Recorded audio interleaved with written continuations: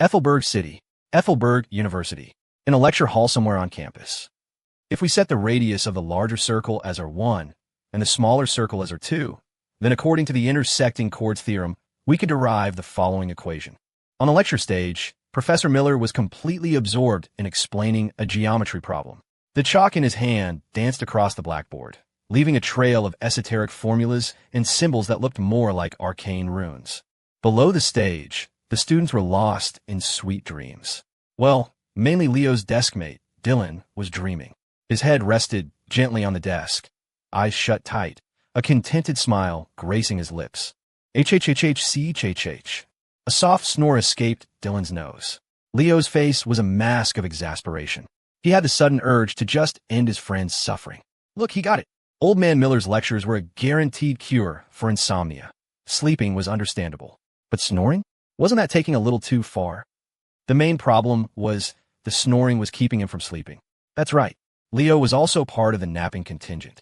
Professor Miller was an incredibly strict teacher, and few dared to sleep in his class. Getting caught meant a hit to your grade. But when Leo slept, Miller usually looked the other way. It was because Leo's academic performance was just too damn good. He'd entered Ethelberg University as the top-ranked freshman in the city, and he was already miles ahead of everyone else in the university's foundational courses. His scores on the placement exams were so high, they basically broke the curve for the entire school. Miller treated him like a prized racehorse. A little nap was a minor issue. The kid was a growing boy, right? Probably sleep-deprived. Just as Leo covered his ears, preparing to force himself into slumber, a voice echoed in his mind. Ping. Congratulations, host. You have activated the system. Initiating novice mission. Please wait. Mission is being selected. Leo's head shot up. The drowsiness that had clouded his mind moments ago vanished, replaced by a pair of intensely bright, expectant eyes. A system? A wave of euphoria washed over him. Wasn't this the golden ticket, the cheat code that always appeared in those web novels? Leo had read enough of them to know what the appearance of a system meant. Cultivation, cleaving heavens with a single sword stroke, the rise of a young prodigy. All the fantasies he'd ever entertained were now happening to him. Is it finally my turn? Hit. Leo muttered under his breath. He didn't know what kind of mission the system would give him, but he was already impatient to begin his extraordinary life. After a moment, the system's voice sounded again. Novice mission selection complete. Host must confess your feelings to a member of the opposite sex within 30 seconds. Successful completion will be rewarded with a novice prize. Special reminder. Failure of the novice mission will result in the immediate death of the host. Countdown initiated. 30, 29, 28. Leo. What the hell? Is this novice mission for real? No, wait. Is this system for real? No, wait. Who the hell has time to worry about whether it's for real? The voice in his head was a death knell. By the time Leo snapped out of his shock, the 30 seconds were already half gone. Clatter. Leo shot to his feet, his eyes darting around the room for a target. The sudden movement immediately drew the attention of the entire class. His deskmate, Dylan, blearily opened his eyes. Leo, what are you doing? Professor Miller was annoyed at the interruption, but when he saw it was Leo, he quickly reined in his temper, mentally reminding himself, this is the top student in the school. Be tolerant. Be patient. He then forced what he thought was a gentle smile. Leo, are you not feeling well? Before he could finish, Leo strode directly to the front row and stood before a girl, his expression deadly serious. 9876. Ava Reed, I like you. Will you be my girlfriend? The moment the words left his mouth, the atmosphere in the classroom froze solid. Professor Miller. The entire class. Congratulations, host, for completing the novice mission. You have received the novice prize. Please access it at your convenience. The system's voice chimed in Leo's head, but he had no time to spare for it. At that moment, the entire class's focus was lasered in on him and Ava. In the dead silence, only Ava, after a brief flicker of surprise, spoke. What do you like about me? A fresh wave of awkwardness hit Leo. He'd only been trying to complete the mission. He wasn't actually prepared to answer that question. Steeling himself, his gaze involuntarily drifted downward before he stammered. I like your legs. There. Great. How the hell should I know what I like about you? All Leo knew was that Ava was the one person in class least likely to accept his confession, which was precisely why he'd chosen her. It was simple, really. Leo was in high demand. With his top grades and handsome looks, he was the ideal guy for many girls at the university. He was genuinely afraid that if he picked someone at random, she might actually say yes, and That would create a whole mess he didn't want to deal with. Ava, on the other hand, while acknowledged as the prettiest girl in their program and generally well-liked, was rumored to not be interested in guys. A rejection from her would avoid any future complications or awkwardness. He could just find a chance to apologize to her later. Besides, the crucial point was her legs really were great. Every time she wore a skirt or shorts, even Leo found himself sneaking a second glance. Leo's words sent a shockwave through the room. After a moment of stunned silence, whispers erupted. Dude, Leo is a legend. Holy crap. So Leo is into Ava? No wonder he ignores all those other girls. Confessing in front of the whole class. About you, Leo. Shut up. Look at Miller's face. It's turning purple. Sure enough, Professor Miller's expression had turned thunderous. His brow was furrowed so tightly it looked like he was about to devour Leo whole. He roared, "Evans, get the hell out of my classroom." The shout was like a crack of thunder, silencing the entire class. Leo, startled by the sudden outburst, froze for a few seconds before lowering his head and scurrying out of the room like a chastened puppy.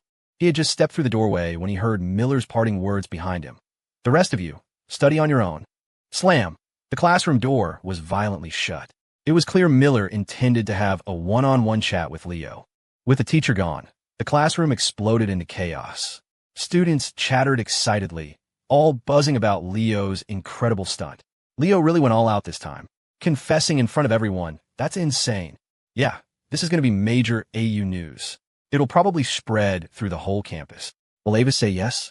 I think she might be into Leo, too. Hard to say. Ava seems pretty aloof most of the time. She might not be interested. Ava sat at her desk, the surrounding noise seemingly a world away. She turned her head slightly to look out the window. The sunlight dappled her face, highlighting her stunning features as a small, sharp smile played on her lips. "Great legs, huh?" she murmured, her voice laced with a dangerous amusement. Tonight, you'll find out that my legs aren't just great to look at. They can also kick." Crack. The sharp sound of a palm slamming on a desk echoed through the quiet office. "Leo, have you lost your mind? Do you think that just because you have good grades you can do whatever you want?" In his office, Professor Miller was trembling with rage, pointing a finger at Leo with a look of profound disappointment. Before, the worst Leo ever did was doze off in class, and Miller had always turned a blind eye. But this was different. At best, it was disrespect for the teacher. At worst, it was a flagrant disregard for university regulations and promoting improper conduct. If word of this reached the dean's office, it would be a major headache. He felt a deep sense of helplessness. Leo stood before him, head bowed, as meek as a lamb. "Professor, let me explain. What did you just call me?" "Ahem. Professor Miller." Leo mentally slapped himself. He'd gotten so used to calling him Old Man Miller in his head that it just slipped out. "About this, there's actually a reason."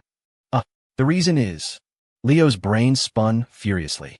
He had no idea what kind of excuse could possibly work in this situation. He couldn't exactly tell Miller about the system, could he?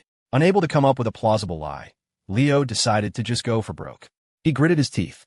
"The reason is, I want to be in a relationship." Huh? Miller was dumbfounded. After all that stammering, that's what he came up with? The kid had just confessed in front of the entire class. Did he think Miller didn't already know he wanted a girlfriend? Miller clutched his chest, taking a deep, ragged breath and exhaling slowly, trying to calm his racing heart. He couldn't get angry. It wasn't worth ruining his health. This was just a student's mistake, and it was his responsibility to guide him back to the right path. Leo watched Miller's deep breathing exercise with trepidation, his eyes filled with anxiety. He asked tentatively, "You don't believe me?" Puffed. The calm Miller had just managed to achieve instantly dissipated. His eyes widened. "Don't believe you? I don't dare to believe you." Sigh. "Leo, I understand that, boys your age, it's normal to have these adolescent urges. But to confess in front of so many people, do you have any respect for me? For the university's rules?" He paused, then continued, "Besides, you're all freshmen. Your academic performance now is crucial for your future careers." Miller was back to his usual pressure tactics, a speech he often used on new students. "Professor, I don't think my grades are a problem. What about Ava's? She was second in the school on the placement exams," Leo responded calmly. Miller was speechless. He hadn't thought of that. Damn it. Why were both of them such good students? Leo's grades were the result of him studying relentlessly before college, wanting to get ahead so he could relax later. He'd already mastered the entire freshman curriculum. Based on their current academic standing, both Leo and Ava were on track to win the highest scholarships at the end of the semester. Plus, Leo had a real talent for mathematics. Several professors were already hoping to coach him for competitions. In any case, you will go and apologize properly to Ava Reed, and then you will write me a 3,000-word essay of self-criticism. Furthermore, I will be calling your parents about this matter. Hearing the punishment, Leo nodded slightly in agreement. It was about what he expected. The university wouldn't punish him severely. He was the top-ranked freshman, after all. As long as it wasn't a major ethical violation, the AU administration would likely look the other way. Go on, get out. Miller waved him away. Just looking at Leo was giving him a headache. He needed some time alone to cool down. Leo obediently walked out of the office and went back to the classroom. Pushing the door open, he ignored the stares from his classmates and walked directly to Ava, bowing deeply. I'm sorry, Ava. I was reckless earlier. Please just pretend it never happened. Ava blinked her beautiful, captivating eyes, a slight smile playing on her lips. It's okay, Leo, because tonight, you're a dead man anyway. After receiving Ava's forgiveness, Leo breathed a sigh of relief. The trouble from the stupid system's novice mission should be over now. All that was left was the 3,000-word essay.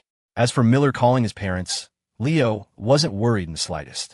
Given his mom and dad's fun-loving personalities, they'd probably just ask him if the girl said yes. Just then, Miller followed him into the classroom. It seemed he had managed to compose himself in that short time and was ready to resume teaching. We still have 10 minutes. I'm going to finish this problem. I might run a few minutes over, so I appreciate your patience. A collective groan went through the class at the mention of running over. They tolerated it in high school, but in college? It felt like a cruel joke.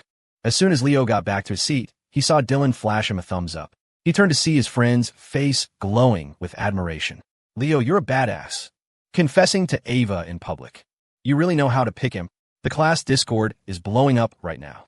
Leo raised an eyebrow at that, discreetly pulling out his phone under the desk and opening the app. Sure enough, a few students who weren't paying attention were lighting up the chat. Do you know what nickname they've given you? In the chat, they're all calling you Legman. The moment you said her legs were great, the whole server exploded. You're an inspiration to us all. Dylan was still rambling on, but Leo had stopped listening. He pressed a hand to his forehead and let out a soft sigh. His reputation was ruined. Hopefully, the system's reward would offer some consolation. System, activate Novice Prize. Novice Prize activated. Congratulations, host, you have obtained the high-tier skill, Firearms Mastery. In an instant, a flood of knowledge about firearms poured into Leo's mind, making him wince. After a long moment, he finally processed it all. He now possessed an encyclopedic knowledge of all types of guns and ammunition and could even handle them with expert proficiency from the first touch. But what was he supposed to do with this? Where was his magic cultivation? His ability to cleave the heavens with a single sword stroke? This was a peaceful society. Ethelberg was a quiet, serene city. What the hell was he going to do with firearms mastery? Leo was speechless. Couldn't this system give him something useful? System, can we, swap this skill for something else? Negative. Well, do you have any of those cleave the heavens type skills? Negative. Then how do I stop being the host? Upon the death of the host, the system will automatically unbind. Go to hell. Leo was cursing up a storm in his head, but the system offered no further response. This pathetic skill was what he'd gotten for risking his life. He remembered all too clearly that failing the mission within 30 seconds meant annihilation. It had almost scared the piss out of him, and all he got was a useless firearm skill. What a piece of crap. Seeing that the system wasn't responding and Miller was still droning on about that damn problem, Leo's frustration grew. He gave up, dropped his hands, and laid his head on his desk. Nothing to be done about it. Might as well get some sleep. 7:50 p.m. 10 minutes remained before the end of the mandatory freshman study hall at Ethelberg University. Yes, you heard that right. Mandatory study hall for freshmen. It was an AU specialty. Leo had already finished the advanced calculus homework assigned by the professor effortlessly.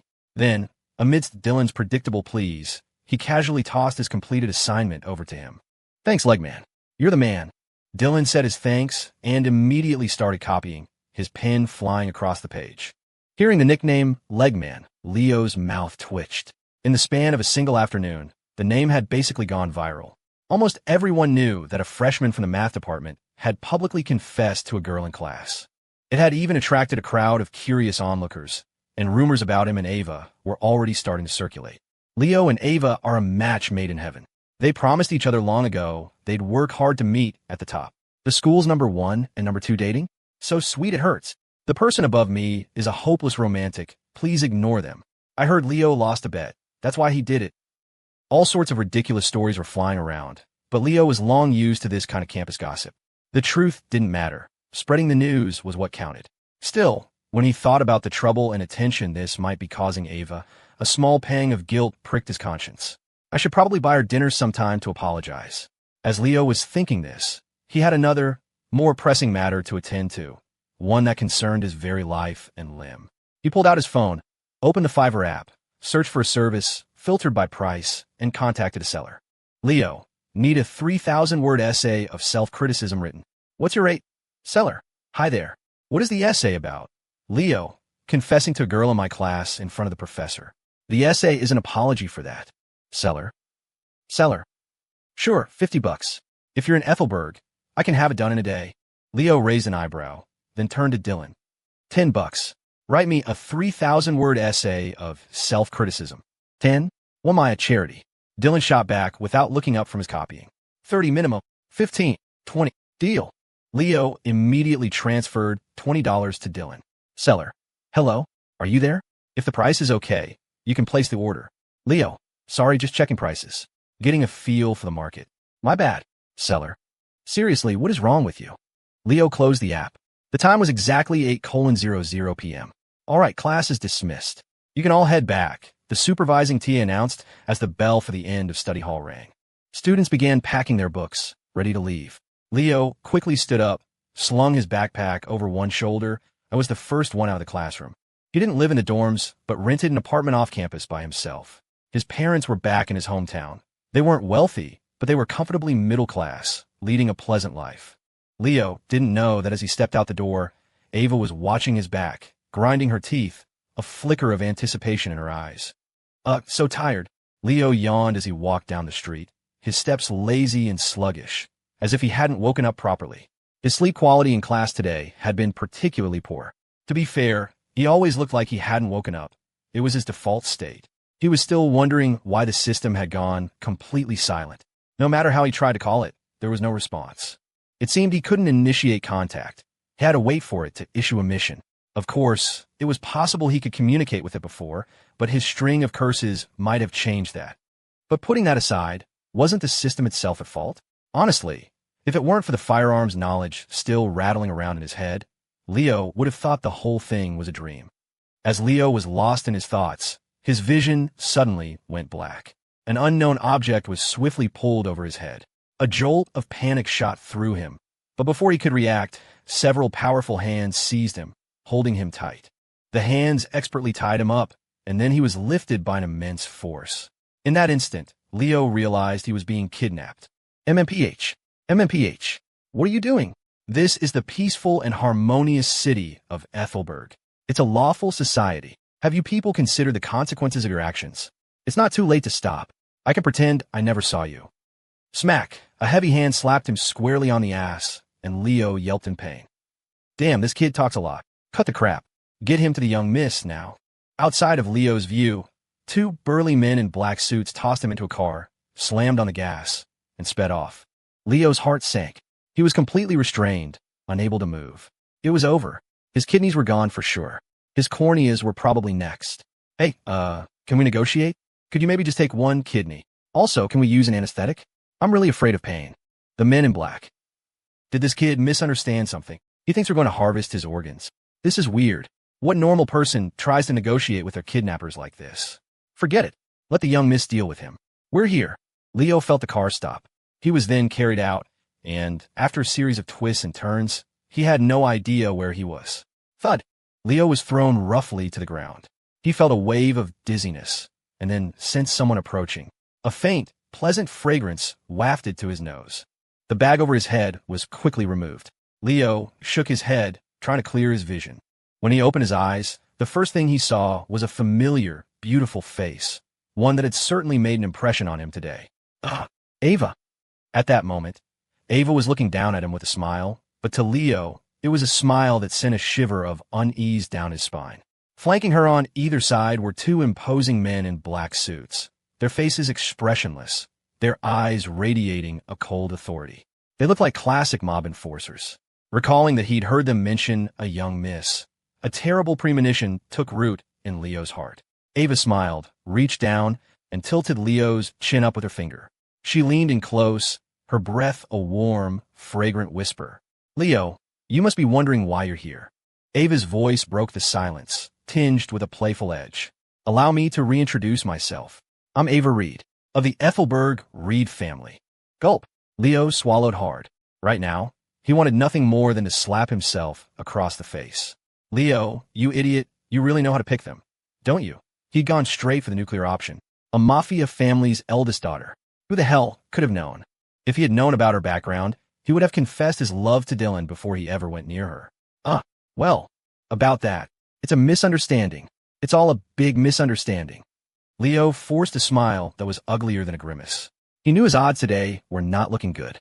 If he couldn't appease this girl, he might not leave here alive. A misunderstanding? I don't think so. Because of you, my reputation is taking a hit.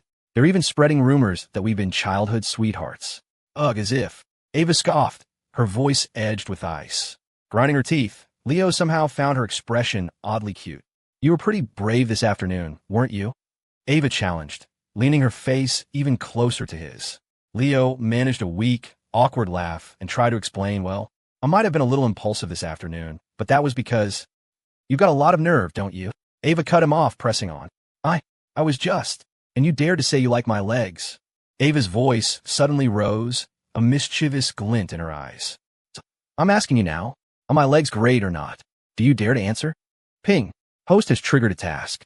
Please answer the question from the bottom of your heart, or you will be punished. Ping my ass. Can you not cause trouble at a time like this? Leo was on the verge of a mental breakdown. This system was an idiot. He didn't need it to save him from a fire, but could at least not pour gasoline on it. Leo struggled internally for a long moment. Thinking of the potential punishment from the system, or even annihilation, he closed his eyes, took a deep breath, and followed his heart. What's wrong? Cat got your tongue? This afternoon you were. Ava, your legs are seriously great. I really like your legs. The moment the words left his mouth, Leo felt his face burn as if it were on fire. He had never felt so ashamed and embarrassed in his life.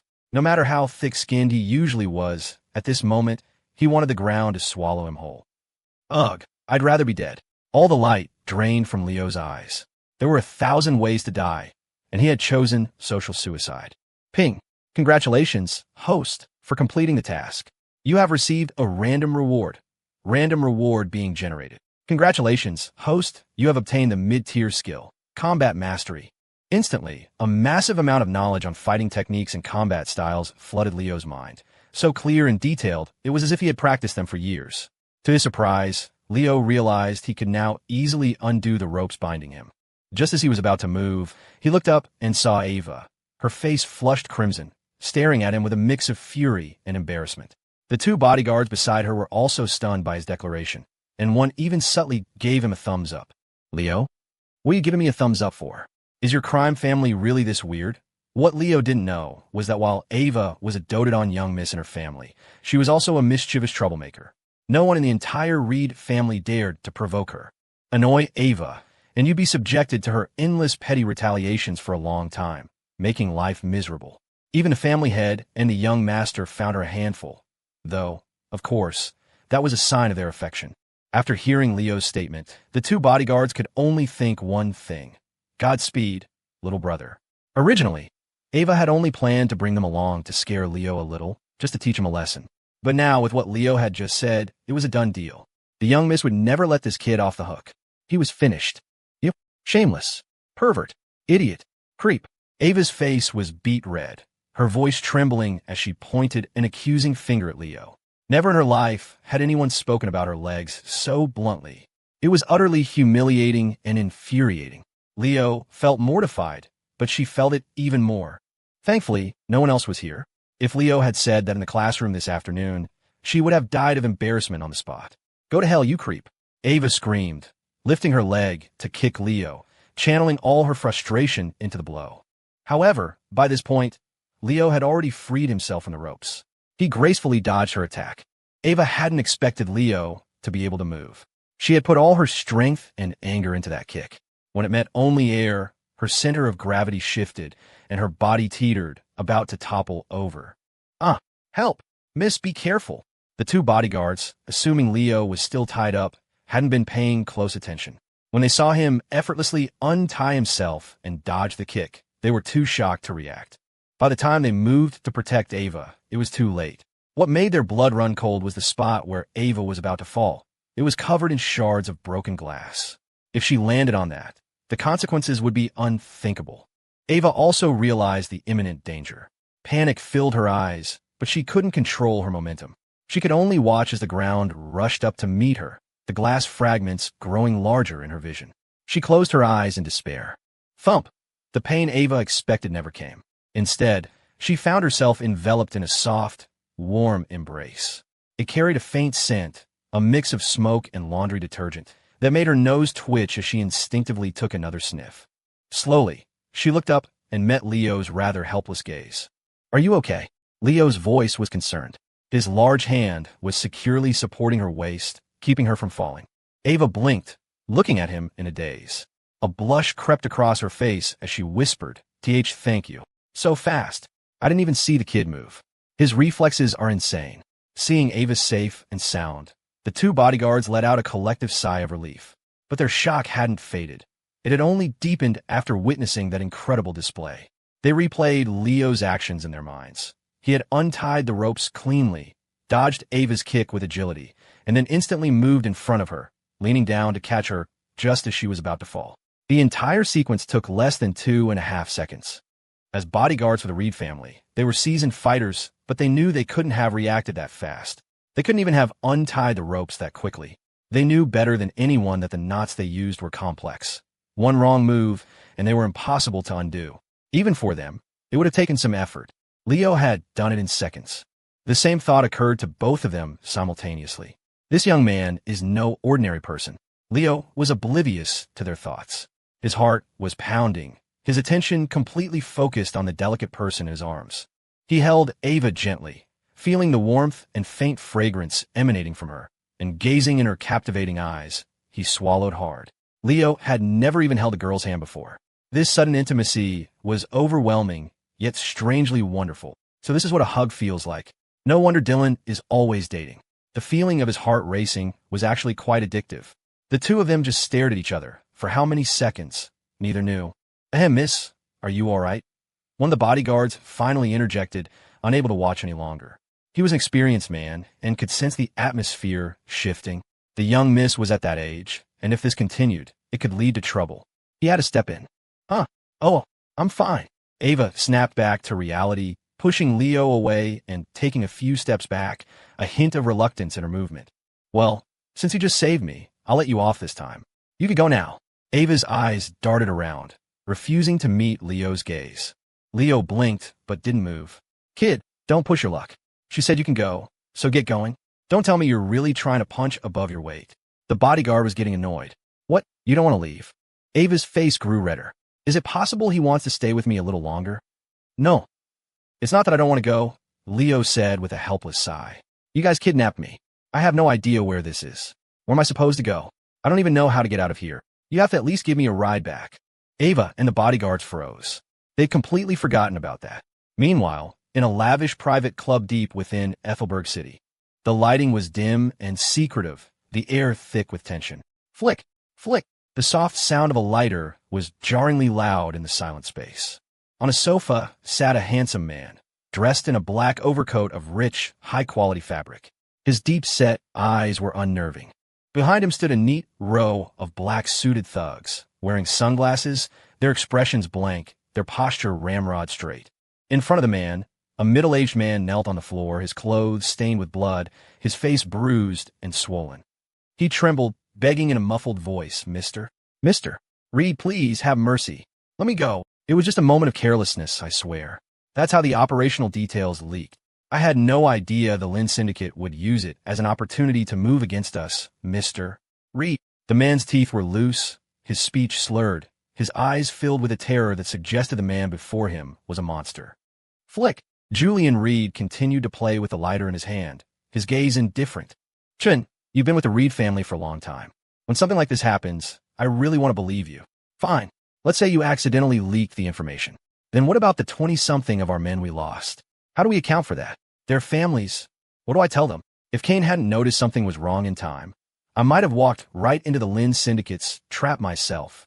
You tell me, Chun, how do we settle this? Julian's voice was neither high nor low, but it cut like a razor-sharp sword, pressing forward, piercing straight into Chen's soul. Each word was a hammer blow to his heart, leaving him no room to escape, no way to resist. With a soft clink, a dagger with a cold, gleaming blade was tossed onto the floor in front of Chun.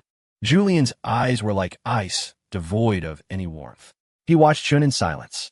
Chun stared at the dagger, took a deep breath, and, after a long moment, closed his eyes in resignation. Mr. Reed, I only ask that, for the sake of my many years of dedicated service to the family, you spare my family. This time I fail the Reeds. I will atone with my death. With that, his trembling hand reached for the dagger on the floor, preparing to draw it across his own neck. However, just as the blade was about to touch his skin, a figure appeared beside him in a flash, gripping his hand tightly. Kane. Chun recognized the man. It was the Reed family's top enforcer, Kane. Rumor had it his combat skills were legendary, and he even knew some traditional martial arts, making him an invaluable asset to the family. Kane was a major reason the Reeds had their current influence. But why was he stopping him? That's enough, Chun, Julian said, standing up with a smile. I was just seeing if you had truly betrayed the family. I've looked into the leak. The Lin Syndicate was just that good. Their methods are hard to guard against. But we still had to test you. It seems you're still one of us. And if that's the case, we have no reason to let you die. The Reeds never turn on family. Hearing this, tears welled up in Chen's eyes. This was the Reed family he knew. Among the three major families of Ethelberg, only the Reeds truly lived by their code of loyalty and honor. Once you join the Reeds, you're family. The Reeds will never point a gun at their own. This was the motto from the family's founding, and it remained their cornerstone. As a result, compared to other families, the members of the Reed family were closer and more united. Chun, go get yourself checked out at a clinic later.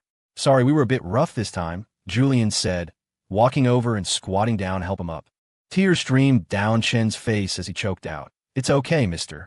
Reed. I understand. It was my mistake. I caused trouble for the family. In any other family, a leak like this would have resulted in the extermination of the person responsible and their entire family. But with the Reeds, he was allowed to live.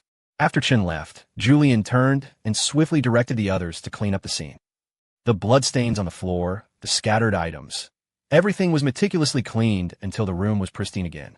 Kane quietly walked up to Julian, lit a cigarette of his own, and a light haze of smoke swirled between them. They stood by the window, looking out at the night sky, and began to speak in low voices. What's the plan for the Lin Syndicate? Kane asked. That bastard Marcus Lin screwed me this time. We have to retaliate. But if we go to war with the Lins, won't the Foam Alliance just swoop in and pick up the pieces? Julian's brow furrowed at the thought. Of the three major families in Ethelberg, my Reeds, the Lins, and the Foams were all just on the fringes of real power. And the only ones with a real shot at becoming a top-tier family are us and the Foams. The Lins don't have the foundation. It's not worth it to go all out against them. Julian tapped his fingers on the windowsill, lost in thought. After a long moment, he finally spoke. All right, in 1 month, the three families will compete for the chance to be promoted. We'll get our revenge then. For now, we lay low. I'll go home and ask the old man what he thinks. In the meantime, you go and clean up our territories. Don't leave a single one of the Lin or Foam rats crawling around. Kane nodded. Sweeps like this were his specialty. Just then, Julian's phone rang, making him scowl. We'll be calling his private number at this hour. He pulled it out, and his expression changed. He answered immediately. Hello, Professor Miller. Yes, this is Julian Reed, Ava's brother. Did that little rascal get into some trouble at school? What? Julian's eyes widened. His sister was confessed to in front of her entire class? What suicidal maniac would dare? A murderous aura instantly filled Julian's eyes. All right, Professor Miller, I understand. I'll handle it. Don't worry. Thank you for your hard work, Professor. Please continue to look after Ava at school. After hanging up, the temperature around Julian seemed to drop several degrees. Kane, put the sweep on hold. Find someone for me. Who? His name is Leo Evans. He's in Ava's class. Want him dead or alive. Leave him breathing. Bring him to me. Done. Kane agreed. Finding a student was child's play for him. I'm not trying to tell you how to do your job, but if you're going to kidnap someone, why did you have to take me to the middle of nowhere? And that bag you put over my head, when was the last time you washed it? It stank. You mafia guys are really sloppy. In the back seat, Leo was rambling on, complaining incessantly. Ava, sitting beside him, had to cover her ears in frustration. In the front, the two bodyguards, who were supposed to be stone-faced professionals, now had dark lines forming on their foreheads. I really want to kill this kid. Forget it, just bear with it. The young miss said not to touch him. Do you think the young miss might actually be into this kid? Shut your damn mouth. Is that something we should be talking about? The bodyguard immediately glanced at the rearview mirror, terrified Ava might have overheard them. Seeing her still pouting and covering her ears, oblivious to their conversation, he breathed a sigh of relief. If Ava had heard that and held a grudge, their lives in the Reed family would become very difficult. Hey, we're not in a hurry, so no need to speed or run red lights. Oh, and can you stop on Central Street? I want to grab an Inferno burrito. It's usually too far out of my way, but since you're giving me a ride. Shut up. Ava screamed. She couldn't take it anymore. How could one person be so annoying? Any good feelings she'd started to have for him were now replaced by sheer exasperation. I'm a beautiful girl sitting right next to you, and you're not even looking at me. All you can think about is a damn burrito. I'll turn you into a burrito. See if I don't. She had no idea that Leo wasn't looking at her because he didn't dare to. The memory of their rather intimate embrace was still fresh in his mind, and his heart hadn't even settled down yet. His incessant chattering was his only way of calming his nerves. From now on, you are not allowed to speak, you are not allowed to give them driving directions, and you're absolutely not allowed to have an Inferno burrito. Ava snapped, grinding her teeth as if she would bite him if he dared to object. Leo shrank back at her outburst, not daring to say another word. So, miss, we're approaching Central Street. Should we still stop? The clueless bodyguard asked. Stop your big dumb head. Don't you dare stop. Ava was about to explode. How could the bodyguards her family assigned be so stupid? And so Leo sat in the car, watching through the window as his chance for an Inferno burrito slipped away. Sigh. Farewell, my dear burrito. It seems we were not meant to be. He lamented his loss internally. After driving for a while longer, the car entered Leo's neighborhood. Mr. Evans, where exactly is your place? Mr. Evans. The bodyguard looked back in confusion when he got no reply. Leo blinked innocently and turned his head to look at Ava. Ava paused, then realized she had told him not to speak. You can answer this one, she said, then angrily stomped on his foot. She was going to lose her mind. How could someone be so dense? He was not only a pervert, but also a dumb, clueless oaf. And to think she'd felt her heart race for him earlier. She must have been losing her mind. Ow! Leo sucked in a sharp breath. The girl was vicious. She hadn't held back at all. Man, you could just drop me off here is fine. From here, it was only a 2-minute walk to his apartment. As he got out of the car, Leo didn't forget to say goodbye to Ava. Thanks for the ride back, Miss Reed. I'll buy you dinner sometime. Click. With that, Leo shut the car door and quickly walked away. Ava sat with her arms crossed, watching his retreating figure, lost in thought. He's pretty tall, and his looks are definitely my type. Ava mumbled to herself, then immediately shook her head. What am I thinking? There was no way she was actually developing feelings for that idiot, right? No way, no way. She would never fall for that shameless pervert. She was so lost in her thoughts that she didn't even realize when they got home. As she entered the living room, Ava was greeted by a warm, peaceful atmosphere. She looked around and saw her brother, Julian, dressed in comfortable loungewear, busy in the kitchen preparing dinner. Hearing her footsteps, Julian turned and saw her standing in the doorway, a gentle smile on his face. You're back. Dinner will be ready in a minute, he said, turning back to his cooking. Ava nodded, ran upstairs to her room, and flopped on her soft bed. For some reason, her mind was filled with the image of Leo's helpless face. The image grew clearer and clearer, and the more she thought about it, the more flustered she became, an unexplainable emotion bubbling up inside her. Jerk, idiot, shameless, pervert. Ava grabbed a cute rabbit pillow from her bed and, pretending it was Leo, began punching it repeatedly. Downstairs, Julian's gentle smile was gone. He continued to cook while listening to the two bodyguards report. And then, as per the young Mrs. instructions, we dropped Mr. Evans off at his home. After finishing, the bodyguard looked at Julian nervously. Although their father, Arthur Reed, was still officially the head of the family, the real power was gradually shifting to Julian. Julian was, without a doubt, the next leader of the Reed family. You're telling me, an ordinary student not only untied the knots you used in an instant, but also displayed reflexes and agility that put both of you to shame. The two bodyguards nodded, looking a bit embarrassed. They didn't want to admit it, but it was the truth. Interesting. It seems he doesn't have any real ill intent towards Ava. But it's hard to say. This could be a ploy from the phones or the lens. But that's unlikely. From what you said, his background is clean and simple. He's always acted like a normal student, just one with slightly better grades. Hearing you two describe him, I'm actually starting to get interested. Julian's hands continued to move deftly, but his mind was racing. Originally, he had just planned to have Kane deal with the student, but now, that seemed inappropriate. Leo's unusual skills were one thing, but more importantly, Julian was worried his sister was already falling for him. That was a real headache. He wasn't the type of brother who wanted to keep his sister tied to his side forever, but he did want her to end up with someone good.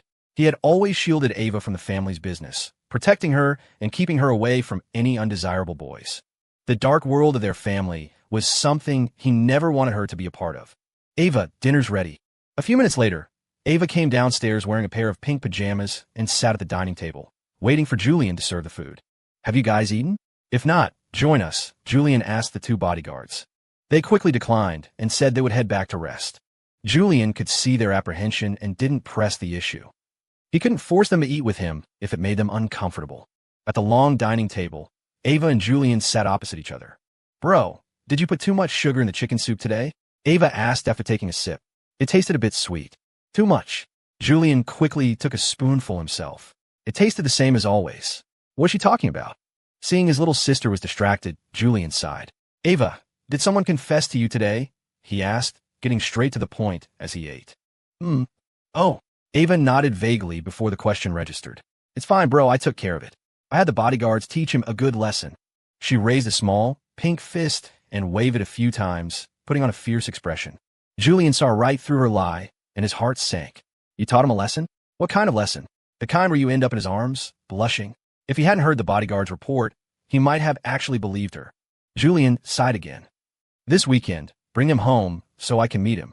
He was almost certain now that his sister had feelings for the guy. As her older brother, he had to vet him personally. If this Leo Evans really did have a clean background and was a decent person, he could relax a little. After all, Ava was at that age. She was bound to fall in love eventually. He couldn't stop the stirrings of a teenage heart, nor did he need to. The Reed family was very open-minded, advocating for love matches rather than arranged family alliances. Ava, WH, what do you mean? Bring him home to meet you. Ava paused mid-sip of her soup, completely baffled. She had no idea what new crazy idea her brother had come up with now. That kid, Leo. I'll check him out for you. If you really like him, I'll support you. What? Don't be ridiculous. Ava's face immediately flushed red. She stood up, pointing a trembling finger at Julian. Who likes him? Bro, I'm warning you. You can eat whatever you want, but you can't just say whatever you want. How could I possibly like that jerk? So, should I Kane take care of him then? You wouldn't dare. Ava blurted out, instantly realizing her mistake. Seeing Julian's playful smirk, she felt a fresh wave of humiliation. I mean, you don't have to kill him. Anyway, just stay out of it. I'll handle him myself. I'm not talking to you anymore. Humph. Ava put down her bowl and turned to leave, but then, as if remembering something, she stomped back over to Julian. She lifted her long, slender foot and brought it down hard. Ow! Julian hissed in pain. Ava had stomped on his foot with even more force than she had on Leo's. Then, with a dark expression, she turned and went upstairs. You little brat. Finish your dinner. Julian rubbed his foot, exasperated. His sister was always so unruly, spoiled rotten by the family. Sighing, Julian scraped the leftovers from Ava's bowl into his own and quickly finished his meal. Up in Ava's room. Stupid Julian, jerk Julian. Who likes that idiot? Thump, thump, thump. She punched her rabbit pillow again and again, her face bright red. She couldn't understand why her emotions had been so volatile all day. She was never like this. After she'd been lying on her bed for a while, Julian knocked on her door. I put the food in the fridge.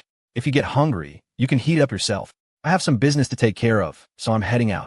And remember, you're bringing him over this weekend. That's not up for discussion. Ava covered her ears. She was so sick of Julian right now. I know, you're so annoying. Hearing her impatient voice, Julian just shook his head helplessly. He went downstairs, changed his clothes, and walked out the front door.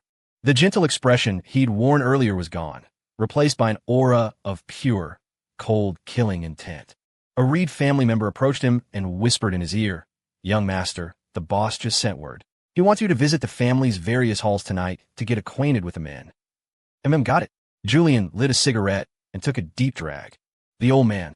He's still strong as an ox, but he's already rushing me to take over. He grumbled softly, complaining that his father was shirking his duties. For the past 2 years, Julian had been managing almost all the family's affairs, big and small. He was exhausted. God only knew how much he envied his father for being able to just step back and relax. Tossing the cigarette butt aside, Julian got into a car. A moment later, several black sedans pulled out of the compound and drove into the night. 6:00 a.m. An alarm blared. It only lasted for a second. A hand shot out from under the covers with lightning speed and silenced the phone. Just 5 more minutes, Leo mumbled to himself. Half an hour later. Crap. I'm gonna be late again. Leo scrambled to get dressed and brush his teeth. He'd overslept again. A freshman in college, and he still had an 8 a.m. class. Whoever said college was easy was a damn liar. As he was brushing his teeth, he suddenly froze. Is that me? Leo stared blankly at his reflection in the mirror. His face had changed slightly, but not much. The main difference was his physique. It was more defined, more balanced. His whole presence seemed more charismatic. Is this a benefit from the combat mastery skill? It dawned on him. He hadn't just gained fighting skills. His muscles had gotten a little boost too. Wait, no time to admire myself. I'm going to be late. Normally, being late wasn't a big deal for Leo. Old Man Miller would just look the other way. But after pissing him off yesterday, being late today would probably earn him another lecture. Slinging his backpack on, Leo bolted. Thanks to his combat mastery, he was able to run at top speed for a longer distance with minimal effort, reaching the bus stop in the nick of time. Phew! Thank God for combat mastery. Looks like I can sleep in for an extra 10 minutes from now on. Once on the bus, Leo finally relaxed. Based on the time, there was no way he'd be late. He might even get there before Dylan. He dozed off for a bit on the bus, getting off at his stop. Don't ask why he slept on the bus. Anyone who's been a student knows. Hey, 2 pork buns, thanks. After grabbing breakfast, Leo strolled leisurely toward the campus. As he passed an alley, he glanced inside out of habit, and a few figures caught his eye. A group of teenagers with bleached blonde hair, wearing worn-out, graffiti-covered clothes, were surrounding a skinny student. It looked like they were shaking him down for money. TSK. What has the world come to? That such a heartbreaking thing could happen in our peaceful and harmonious Ethelberg. Leo sighed dramatically, shaking his head. He took a big bite of his bun and harshly condemned the thug's behavior. Then, pretending he hadn't seen anything, he continued on his way. Never get involved in other people's business. That was Leo's life motto. Ping. Host has triggered a task. Please rescue the student and teach the bullies a severe lesson. Completing the task will earn a reward. Failure will result in punishment. Leo froze, then slowly backed up. With a look of grim determination, he walked into the alley, standing up for the weak. That was also Leo's life motto. Hurry up. Stop dragging your feet. This whining is really pissing me off. The leader of the group, a teen with bleached blonde hair, had a sneer plastered on his face. He cocked his head, gripping the nerdy-looking student by the collar, his eyes filled with malice. Why is it so hard to pay a little protection money? You were quick enough to pay the other day. What, try and skip out today? The blonde's voice dripped with contempt. I really don't have any more money, the student with glasses stammered, his voice barely a whisper. Fear was written all over his face. I've already given you all my living expenses for the month. The blonde laughed dismissively. That's your problem. I just want the cash. With that, he let go of the collar and took a step back. His cronies understood the signal and immediately closed in, ready to teach the kid a lesson. The student with glasses saw their fists coming and squeezed his eyes shut in despair. Hey, sorry to interrupt. A lazy, exasperated voice cut through the tension, making the group pause. The blonde scowled and turned toward the voice. He saw a pretty boy type with a handsome face, nonchalantly eating a bun as he walked toward them. Leo, still chewing, said, If you guys hit him, it's going to be a big hassle for me. If they landed a single punch, the system might decide he had failed the mission, and that would be the end of him. Kid, you trying to be a hero? The blonde grinned, a cruel smile spreading across his face. I love righteous do-gooders like you. They're the most fun to break. Leo just nodded, completely unfazed. He finished the last bite of his bun and looked around, but couldn't find a trash can. After a moment's thought, he just tossed the plastic bag on the ground. His sense of civic duty only extended as far as his line of sight. Let's just get this over with. I'm going to be late for class. With that, he shot a middle finger at the blonde. That gesture was the final straw. The blonde was going to murder this pretty boy. Get him! Instantly, the thugs swarmed him, rushing at Leo with a flurry of fists and feet. But in Leo's eyes, their movements were like slow-motion footage. Every opening was glaringly obvious, every attack clumsy and weak. So sloppy, Leo scoffed, his voice laced with disdain. With his combat mastery skill, dealing with these street brawlers and their crude techniques was child's play. Leo quickly adopted a standard boxing stance, his body swaying left and right, agile and fluid. His punches were sharp and precise, each one landing on a pressure point. Crap, my back. Dude, not the face. In no time at all, the thugs were all on the ground, groaning in pain, unable to get back up. Amidst the chorus of moans, Leo slowly walked toward the blonde. You stay away from me. Seeing his crew taken down, the blonde knew he had messed with the wrong guy. He pulled a small switchblade from his pocket and pointed it at Leo. I'd advise you to put that away. Shaking someone down for money might get you a few days in juvie and a stern lecture. Pulling a knife? That's a whole different ballgame. Leo was unconcerned. He walked over to the student with glasses, helped him up, and then pointed at the blonde. How much protection money did they take from you? 100. The student whispered, still terrified. What, 700? Leo exclaimed in exaggerated shock, a yell that even confused the student. And no, sir, really, I only gave him 100. Do you people have no shame? Leo cut him off, turning to glare angrily at the blonde. He's just a student, and you took $700 from him. Do you thugs have no sense of decency? The blonde blinked, 1,000 question marks popping up over his head. 700? When the hell did I take 700 from him? Does he think a broke-ass student like that even is 700 for me to take? Then it dawned on him. Leo was using this as an excuse to rob him. The blonde looked at Leo's face, and a herd of alpacas stampeded through his mind. Damn, this pretty boy looks harmless, but he's a straight-up shark. The blonde took a deep breath, staring daggers at Leo. I don't have 700. The most I can give you is 200. Wham! Arg! Leo instantly delivered a flying kick, sending the blonde to the ground and the knife skittering away. What do you mean? Give me 200. That's the $700 you stole from him. The way you say it makes it sound like I'm robbing you. The blonde clutched his side where he'd been kicked, almost coughing up blood. You are robbing me, you son of a bitch. Dude, you better think this through. We're with the Ethelberg Lynn Syndicate. The blonde had no choice but to play his only card. He was just a low-level grunt for the Lynns, but right now, he had to use their name to try and scare Leo off. To his surprise, Leo showed no reaction to the name. He just tilted his head and took another step closer. The Lynns? Never heard of them. Wait. Bro, I'll give it to you. I'll give you the 700. The blonde immediately surrendered. He knew when he was beaten. Leo's brow furrowed. What do you mean, give? You mean return. The blonde nodded frantically like a bobblehead. Right, return. I'll return the money. He quickly pulled out his phone and transferred $700 to Leo. Under Leo's menacing glare, he and his crew scrambled away. Here, Leo said to the student, I'm sending you 200. Go get yourself checked out. And no, sir, really, I only gave him 100. Just take it. Think of the extra as compensation for your medical bills. Don't argue. Leo couldn't be bothered to debate it. After transferring the money, he walked out of the alley alone. The student with glasses watched him go, his eyes filled with gratitude, and bowed deeply. Ping. Congratulations, host, for completing the task. You have received a random reward. Random reward being generated. Congratulations, host, you have obtained the low-tier skill. Animal Affinity. Animal Affinity? What kind of skill is that? Leo asked in his mind as he walked. Simply put, animals will be drawn to you. That's it. Damn it. It really was a low-tier skill. Completely useless compared to combat mastery. However, the fight did teach Leo something. Combat mastery wasn't a cure-all. He knew the techniques, but his current physical condition wasn't good enough to execute them perfectly. Just that short scuffle had left him a little out of breath.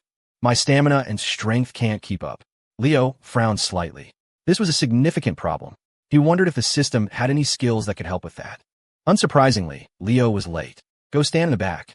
To make matters worse, the first class was Old Man Miller's Advanced Calculus. Leo rubbed his nose and sheepishly went to stand at the back of the classroom. As he walked, his eyes met Ava's in the front row. They both immediately looked away. Book in hand, standing in the last row, Leo felt drowsiness creeping up on him again. He found a comfortable position, used his book to shield his face, and gently closed his eyes. The old Leo could never have pulled off the legendary technique of sleeping while standing, but now he had the ability. All praise to combat mastery. Professor Miller, of course, had no idea Leo could fall asleep on his feet, and so he continued his lecture. By the time class ended, no one had noticed that Leo had been asleep the whole time. Leo, come to my office. Leo was startled awake. He sighed. Why was he getting called in for one-on-one meetings every day? He went back to his seat and held out his hand to Dylan, who understood immediately and handed him the already written essay. Leo skimmed it. It was decent enough and didn't throw him under the bus. Head hung low. He followed Miller to the familiar office and obediently handed over the essay. Miller took it, placed it on a nearby table without even glancing at it. Leo, the competition is coming up. You can't keep slacking off like this. Miller was talking about the Ethelberg City Math Olympiad. He had signed Leo up for it a long time ago and was his faculty advisor. Leo nodded. Don't worry, Professor Miller. I promise I'll participate. I won't miss it. Miller's mouth twitched. You think just showing up is the point? I'm the one who should be showing up. What I need from you is a medal. A gold medal. You think I need you to promise to show up? If you don't show up, I'll break your legs. Leo, stop playing dumb with me. This year's gold medal. You have to win it for me. Miller's tone was dead serious. His chance at academic fame rested on Leo bringing home the gold. Leo looked exasperated. He honestly didn't care if he won gold. Wouldn't just placing be good enough? Why aim for the moon? Of course, he couldn't say that to Miller. Don't worry, Professor Miller. I will do my absolute best to win the gold medal. When it comes to first place, there is no one but me. Leo declared with a solemn expression and an utterly sincere tone. Hearing this, Miller felt a bit more at ease. After another short lecture, he let Leo go. The next class was university physics in the same classroom. Back in his familiar seat, Leo put his head down to sleep. Gold medal? What's that? Never heard of it. Hey, Leo, don't sleep yet. Dylan nudged him awake. Tomorrow's Saturday. I've already booked us a 5-stack for Valorant at the Land Cafe. Don't you dare bail on me. I'm counting on your Yasuo to carry us. Hearing that, Leo nodded slightly, gave him an okay sign, and went back to sleep. 2 minutes later, just as he was about to drift off, he felt a poke on his arm. Thinking it was Dylan again, Leo looked up annoyed. Dylan, if you have something to say, can you just say it all at once? He trailed off. Dylan was sitting on his other side, looking at him innocently. Next to him, Ava was extending a finger, gently poking his arm. Ava, can I help you with something? Ava retracted her hand, not looking him in the eye. She tilted her head to the side and said softly, are you free tomorrow? Leo turned to look at Dylan, paused for a moment, then turned back to Ava. Yeah, I'm free. I don't have any plans tomorrow. Dylan. Seriously, bro? Are you even human? Dylan opened his mouth to say something, but then closed it. Fine. His bro's happiness came first. He turned back around and silently canceled the Land Cafe reservation. Hearing his answer, Ava nodded, a blush on her cheeks. Then you're coming somewhere with me tomorrow. Where? You're coming to my house. Leo hadn't even spoken, but Dylan, who was taking a sip of water, sprayed it all over the floor. He then whipped his head around, staring at Leo in utter shock. Bro, aren't you guys moving a little too fast? You confessed yesterday, and you're meeting the parents tomorrow? He discreetly gave Leo a thumbs up. Thankfully, it was between classes and most of the other students were out. Otherwise, this news would have been another bombshell. Leo saw Dylan's thumbs up and his mouth twitched. Bro, you only see that she wants me to go to her house. You have no idea what her family is like. It's a mafia family, bro. Leo was instantly filled with regret. Actually, I just remembered. I think Dylan and I have plans for tomorrow. Right, Dylan? Bro, save me. Hearing this, Ava's beautiful eyes turned to Dylan, a questioning look in them. Dylan immediately shook his head. Nah, Leo. I've got my own thing tomorrow. We can hang out some other time. Dylan, you son of a bitch. Leo wanted to strangle him. Good. Then wait for my text tomorrow. I'll come pick you up. Ava smiled at Leo, then returned to her seat.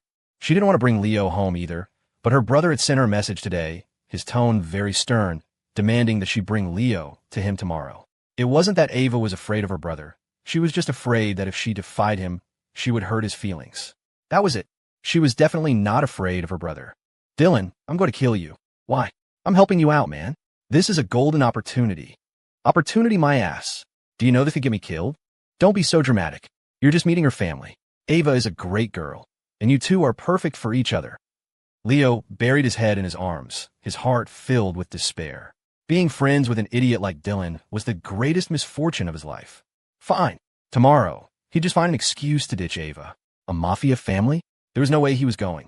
Even with combat mastery, going up against a huge family organization was just suicide. Yeah, that's it. Tomorrow, I'll just tell Ava something came up. I'll dodge this. Leo was already brainstorming excuses. Ping. Host has triggered a task. The host must honor the agreement with Ava Reed. Be a man of your word. Completing the task will earn a reward. Failure will result in punishment. Leo. He was so tired. To send it all. Whoever wanted this garbage system could have it. Leo was starting to suspect that this system existed for the sole purpose of getting its host killed. After a grueling afternoon, finishing his last class of the week, it was Friday, so AU mercifully canceled the evening study hall. Leo was, as usual, the first one out of the classroom, even though he sat in the back. Leo, wait up. Leo heard his name, turned, and saw Ava hurrying toward him. If you dare ditch me tomorrow, you're dead, she threatened menacingly as they walked side by side. Many people cast curious glances their way. The rumors from yesterday's confession were still spreading like wildfire. Now, seeing the two main characters of the rumors walking together on campus, a new wave of discussion immediately erupted. Leo, of course, noticed this and sighed helplessly. Relax, Miss Reed. Ditching you would be suicide. Good, as long as you know. Ava lifted her chin triumphantly, and Leo couldn't help but find it amusing. He really didn't understand why people used to say Ava was cold and aloof. She was clearly just a classic Tsundere princess. Why do I have to go to your house, anyway? I don't really know. My brother just wants to meet you. Your brother? Does he like Inferno burritos? Why would you ask that? It's my first time visiting. It wouldn't be right to show up empty-handed. If he likes Inferno burritos, I could bring him one tomorrow. Don't you dare. Ava had no idea how Leo's mind worked. Who brings a burrito as a gift when meeting someone for the first time? Fine, then I won't buy one for him. You're not allowed to have one either. Huh. Leo turned to look at Ava, confused. He couldn't even have a burrito for himself. Was she going to police that too? Ava was about to lose it. Ever since yesterday, the mere mention of an Inferno burrito annoyed her. I'm a beautiful girl, and in your eyes, I'm less important than a damn burrito? Oomph. Before they knew it, they had reached the campus exit. A black sedan was parked by the road, a man in a suit standing beside it. Young Miss. Mr. Evans. Leo recognized him as one of the bodyguard from yesterday. Hey, since you're here, how about you give me a ride? Ava, who was about to get into the car, paused. My house is in the completely opposite direction from yours. How is that on the way? School let out early today. I was going to go to Central Street to get an Inferno burrito. Ava took a deep breath, walked slowly over to Leo, tilted her head up, and gave him a saccharine smile. Then, she lifted her foot and stomped down hard. Ow! Leo sucked in a sharp breath, a giant question mark appearing over his head. Why did this girl love stomping on people so much? And what right did she have to stomp on him? If she wasn't going to give him a ride, fine, but why stomp on him? Slam. Drive. Home. Yes, miss. Ava got in the car in a huff, slamming the door shut before Leo could say anything else. Inferno burrito. Inferno burrito. All you think about is that stupid burrito. The bodyguard in the front seat kept his head down, not daring to speak. Ever since Leo had appeared, Ava's temper had gotten worse by the day. However, this did serve as a good distraction for her. Before, whenever Ava was bored, she would find ways to mess with the Reed family members, making many of them miserable. Now it was different. All of Ava's attention, all her frustration, all her dissatisfaction, had a new target. Leo. This had, in a way, liberated many in the Reed family from the clutches of the little devil. The car sped off. Leo clutched his foot, watching the sedan disappear into the distance. Only when it had turned a corner and was out of sight did he flip a middle finger in its direction. Without a ride, Leo had no choice but to walk. It wasn't far, only about a 10-minute trip. As he walked, his phone rang. He pulled it out and looked at the caller ID. It was his dad. Leo answered as he walked. Son, you out of class? What's up? You're something else, kid. Your professor called me yesterday, and I couldn't believe it. Confessing in front of the whole class? You got my spirit. Leo pressed a hand to his forehead, completely exasperated. Old man Miller actually called his parents? So what happened? Did the girl say yes? Dad, it was a misunderstanding. Misunderstanding or not, did she say yes? I don't think so. Leo thought back. Ava hadn't really given a clear answer, had she? But it was probably a no, right? What do you mean, you don't think so? It's either a yes or a no. Why are you so indecisive, son? Dad, is there anything else? No, that's it. You're no fun. I was hoping to get some good gossip from you. You don't have any of my charm. I'm hanging up. Beep, beep, beep. Leo took a deep breath. He considered himself to be pretty unique among his peers, but it seemed the student could not surpass the master. Well, nothing to be done about it now. Time to eat. Hey, one Inferno burrito loaded. You got it. Leo scrolled through his phone, expressionless, waiting for his food. I'll have one too. Same as his. Coming right up. Just a minute. Just then, a man appeared next to Leo and ordered the same thing. Leo glanced at him but paid him no mind. The next second, the man moved closer, and a hard, angular object pressed into Leo's back from under his coat. He spoke in a low voice. "Don't move. That's a gun against your back. If you move, it might go off." Leo's brow furrowed. He took a deep breath, forcing himself to calm down. With his firearms mastery, he could feel that the man wasn't lying. It was a real gun. "Who are you? The Reeds? Or the Lynns? You figured it out?" "The name's Kane. I'm with the Reeds.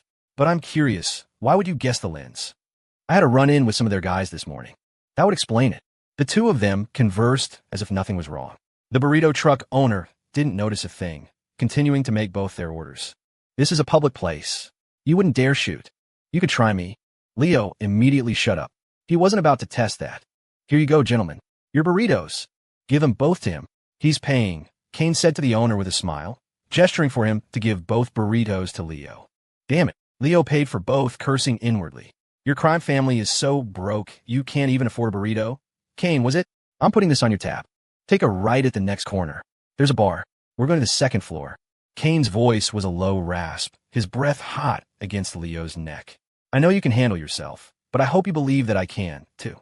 The muzzle of the gun pressed harder into the small of Leo's back. "And yes, it's loaded. There's a round in the chamber. You don't need to doubt that." Leo clutched the two warm Inferno burritos, his knuckles white, as Kane steered him down the sidewalk. Their pace was unnaturally slow, a tense shuffle that drew strange looks from passersby. "Right here. This is it. Go in."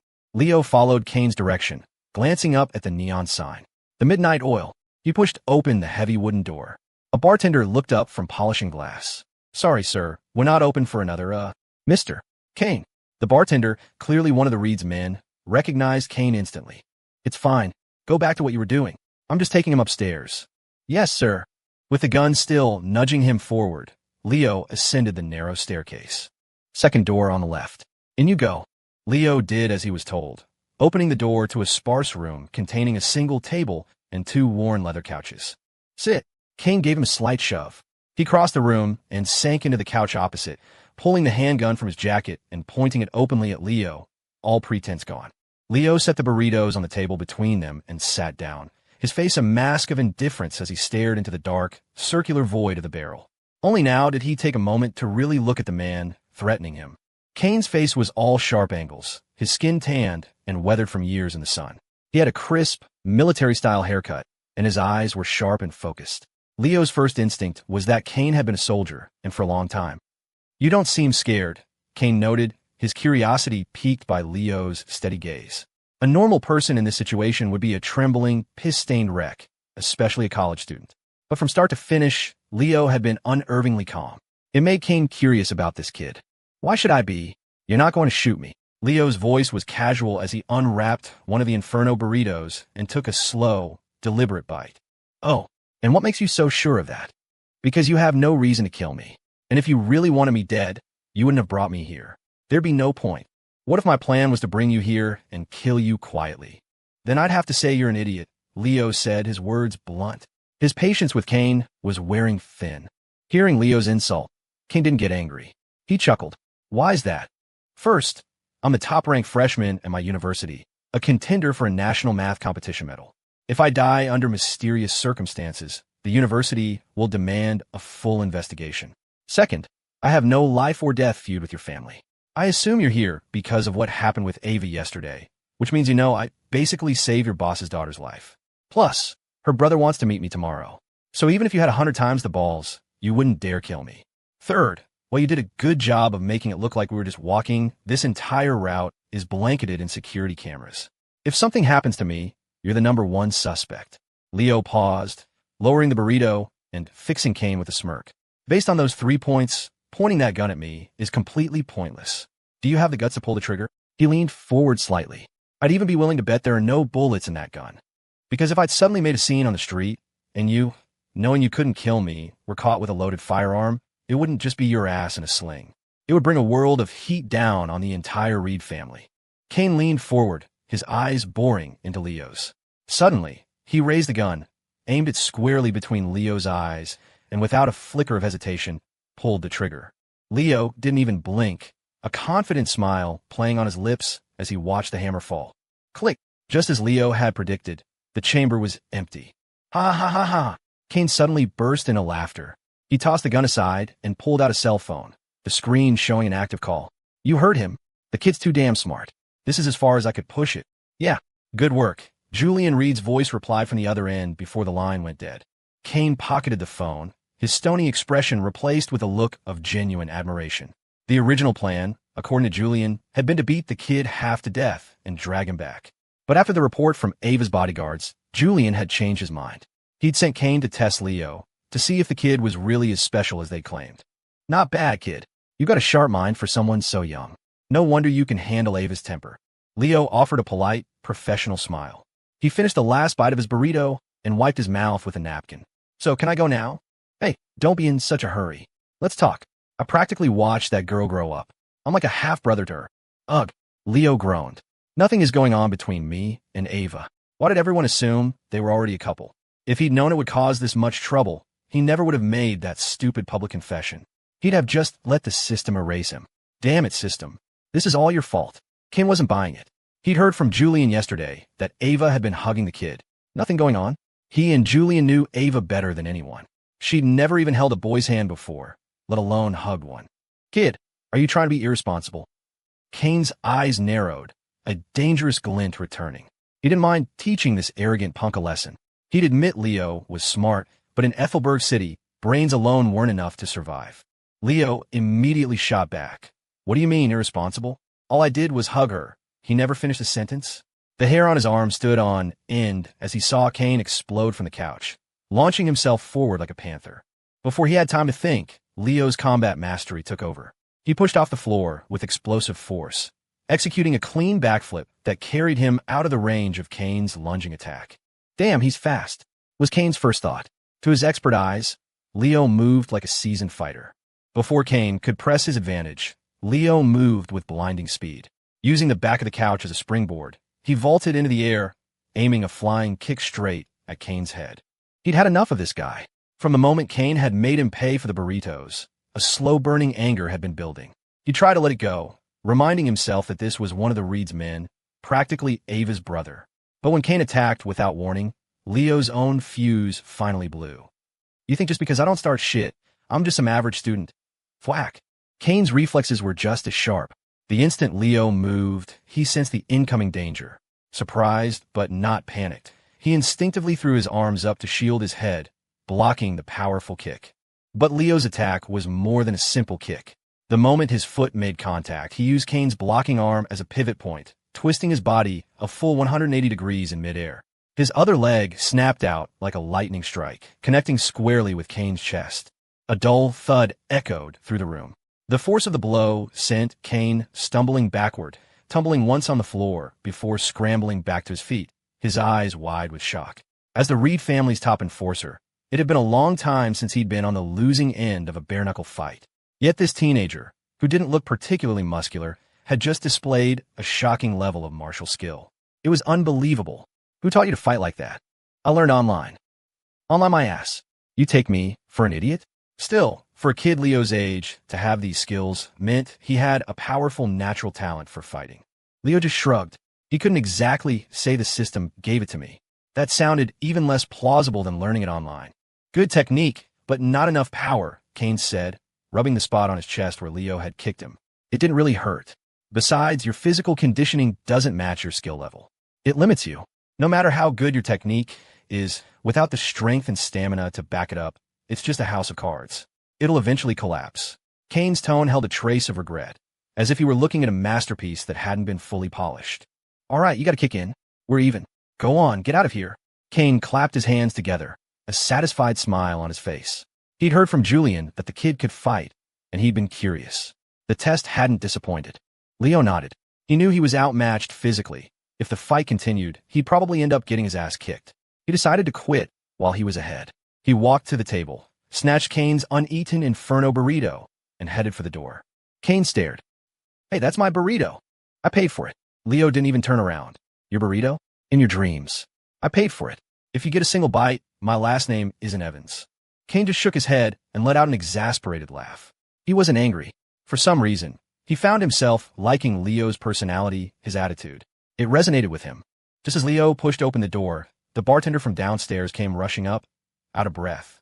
"Mr. Kane, bad news," he panted. "The Lynn Syndicate is here. It's Marcus Lynn." "What? What's he doing here?" Kane's brow furrowed. Forgetting all about Leo, he hurried down the stairs. Leo watched him go, clicking his tongue. He mused that being in a mafia wasn't easy, but it had nothing to do with him. He was just an ordinary, unremarkable student. Downstairs, a young man sat casually at the bar. He wore a perfectly tailored dark suit, swirling a brightly colored, freshly made cocktail in his hand. Clomp, clomp, clomp. The sound of footsteps on the stairs announced Kane's arrival. His eyes immediately locked onto the man at the bar. He recognized him instantly. Marcus Lynn, the current head of the Lynn Syndicate and the only son of its leader. Standing beside Marcus was a grim-faced man with a prominent scar slicing across his cheek. He was Marcus's personal bodyguard, a ruthless enforcer for the Syndicate known only as Scar. Kane's eyes darted around the room. Besides Marcus and Scar, he saw no other Syndicate members. Just the two of them? It was surprising, but it fit Marcus's profile. The man was known for being audacious and unpredictable.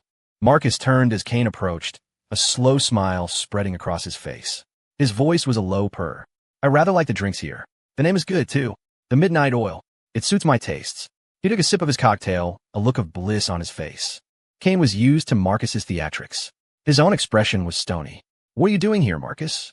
"Nothing special. Just passing through. Heard you were here, and thought I'd stop by to say hello." "To say hello? Aren't you afraid I'll have you killed right here?" "Would you dare?" Marcus sneered. "You kill me, and the Lynn Syndicate and the Reed family go to all-out war. The summit to decide the Apex family is only a month away. At such a sensitive time, you wouldn't dare touch me." Kane's frown deepened. Marcus was right. As much as he despised the man, he couldn't make a move right now. "Don't be so tense. You're always so serious." Marcus set his glass down and stood up. "I came here specifically to give you a top-secret piece of information. I don't trust any information that comes from you, not even if it's about the gray zone." The gray zone. At those words, Kane's pupils contracted. In this country, every major city had its crime families, but there were also special territories that existed outside the normal structure. They operated between the underworld and the legitimate world, with deep ties to both. Most importantly, they were powerful. Nearly every family from the gray zone was as strong as an apex family in any given city. Marcus was pleased with Kane's reaction. "That's right," he continued. "Tomorrow night, the Phone Alliance is meeting with an apex family from the gray zone. The meeting is at the Phoenix Pavilion." Kane's face was grim. He knew Marcus. News of this magnitude was unlikely to be false. The Phone Alliance was the Reed family's main rival.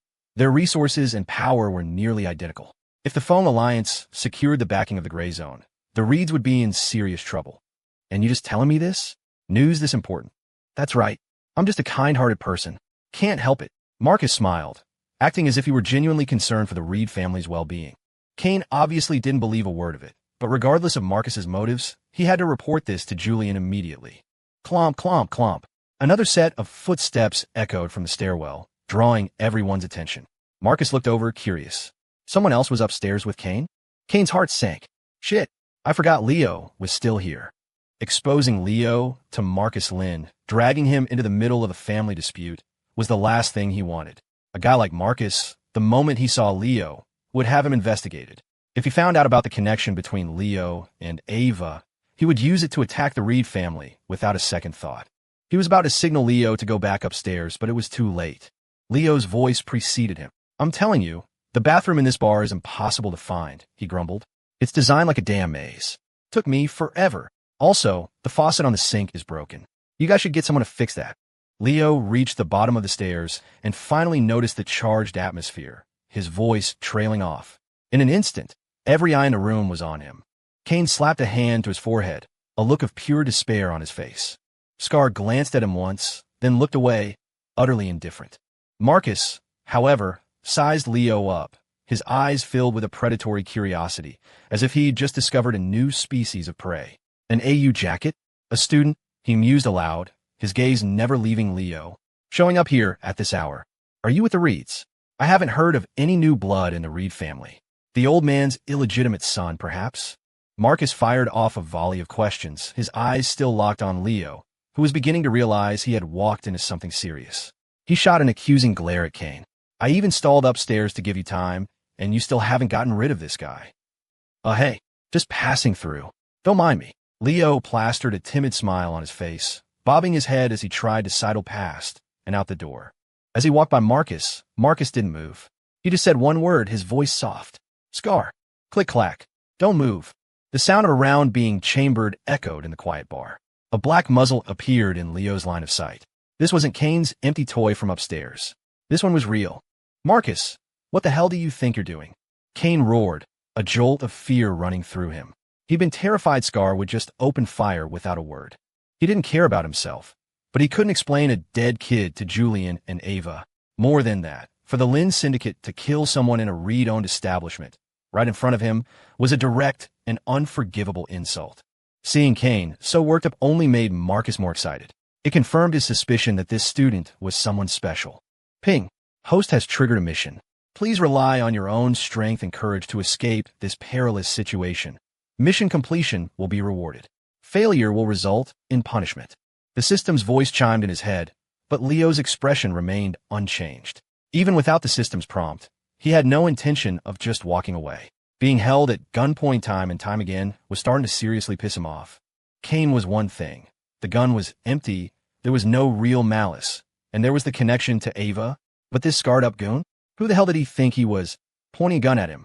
Marcus, let him go. He's not one of ours. He's just a student, Kane said, his eyes hard. He couldn't be sure if Marcus would actually have him killed. Marcus was a wild card, his actions impossible to predict, but they were always surprising, always shocking.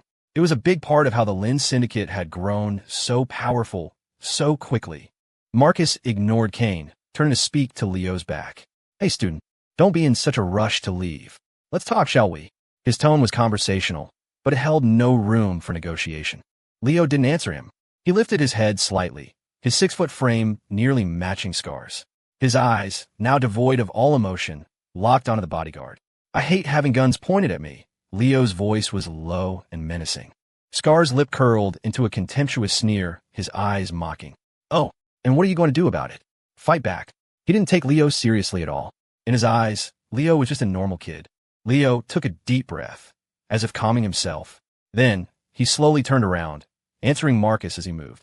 Talk. What do you want to talk about? Just as his body was halfway through the turn, every muscle tightened, coiling like a panther about to strike. Suddenly, Leo dropped into a low crouch, his movement a blur of speed that caused the gun aimed at his chest to lose its target. Scar froze for a split second, completely unprepared for the kid to actually fight back.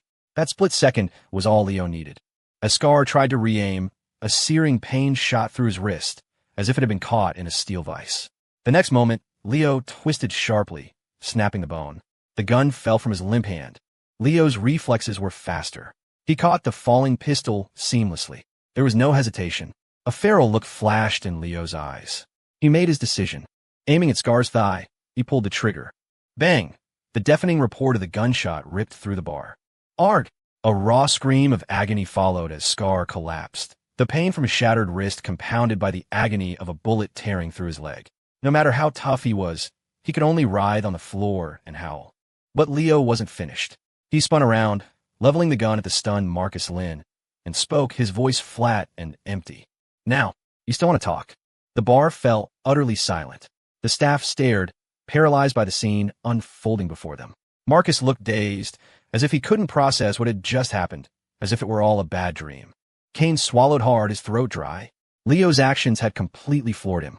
He could tell that this was the first time Leo had ever shot someone. His hand was still trembling slightly, a clear sign of the psychological impact. What shocked him was Leo's ruthless decisiveness. He hadn't hesitated for a second, and now he was threatening Marcus Lynn himself. Kane looked at Leo's posture, at the commanding presence that held the entire room captive, and an image of the family patriarch, old Mr. Reed, in his prime flashed through his mind. The same ruthlessness, the same domineering aura. He couldn't believe such a presence could emanate from a teenager. A sudden thought crystallized in Kane's mind as he stared at Leo, his eyes blazing. This kid, he might be a natural-born gangster. Leo stood motionless, his expression unreadable, his eyes as still and deep as a frozen lake. The gun in his hand was pointed squarely at Marcus Lynn, though the hand holding it trembled slightly. Shooting someone for the first time had left a mark on him, but the tremor lasted only a moment before his inner calm reasserted control.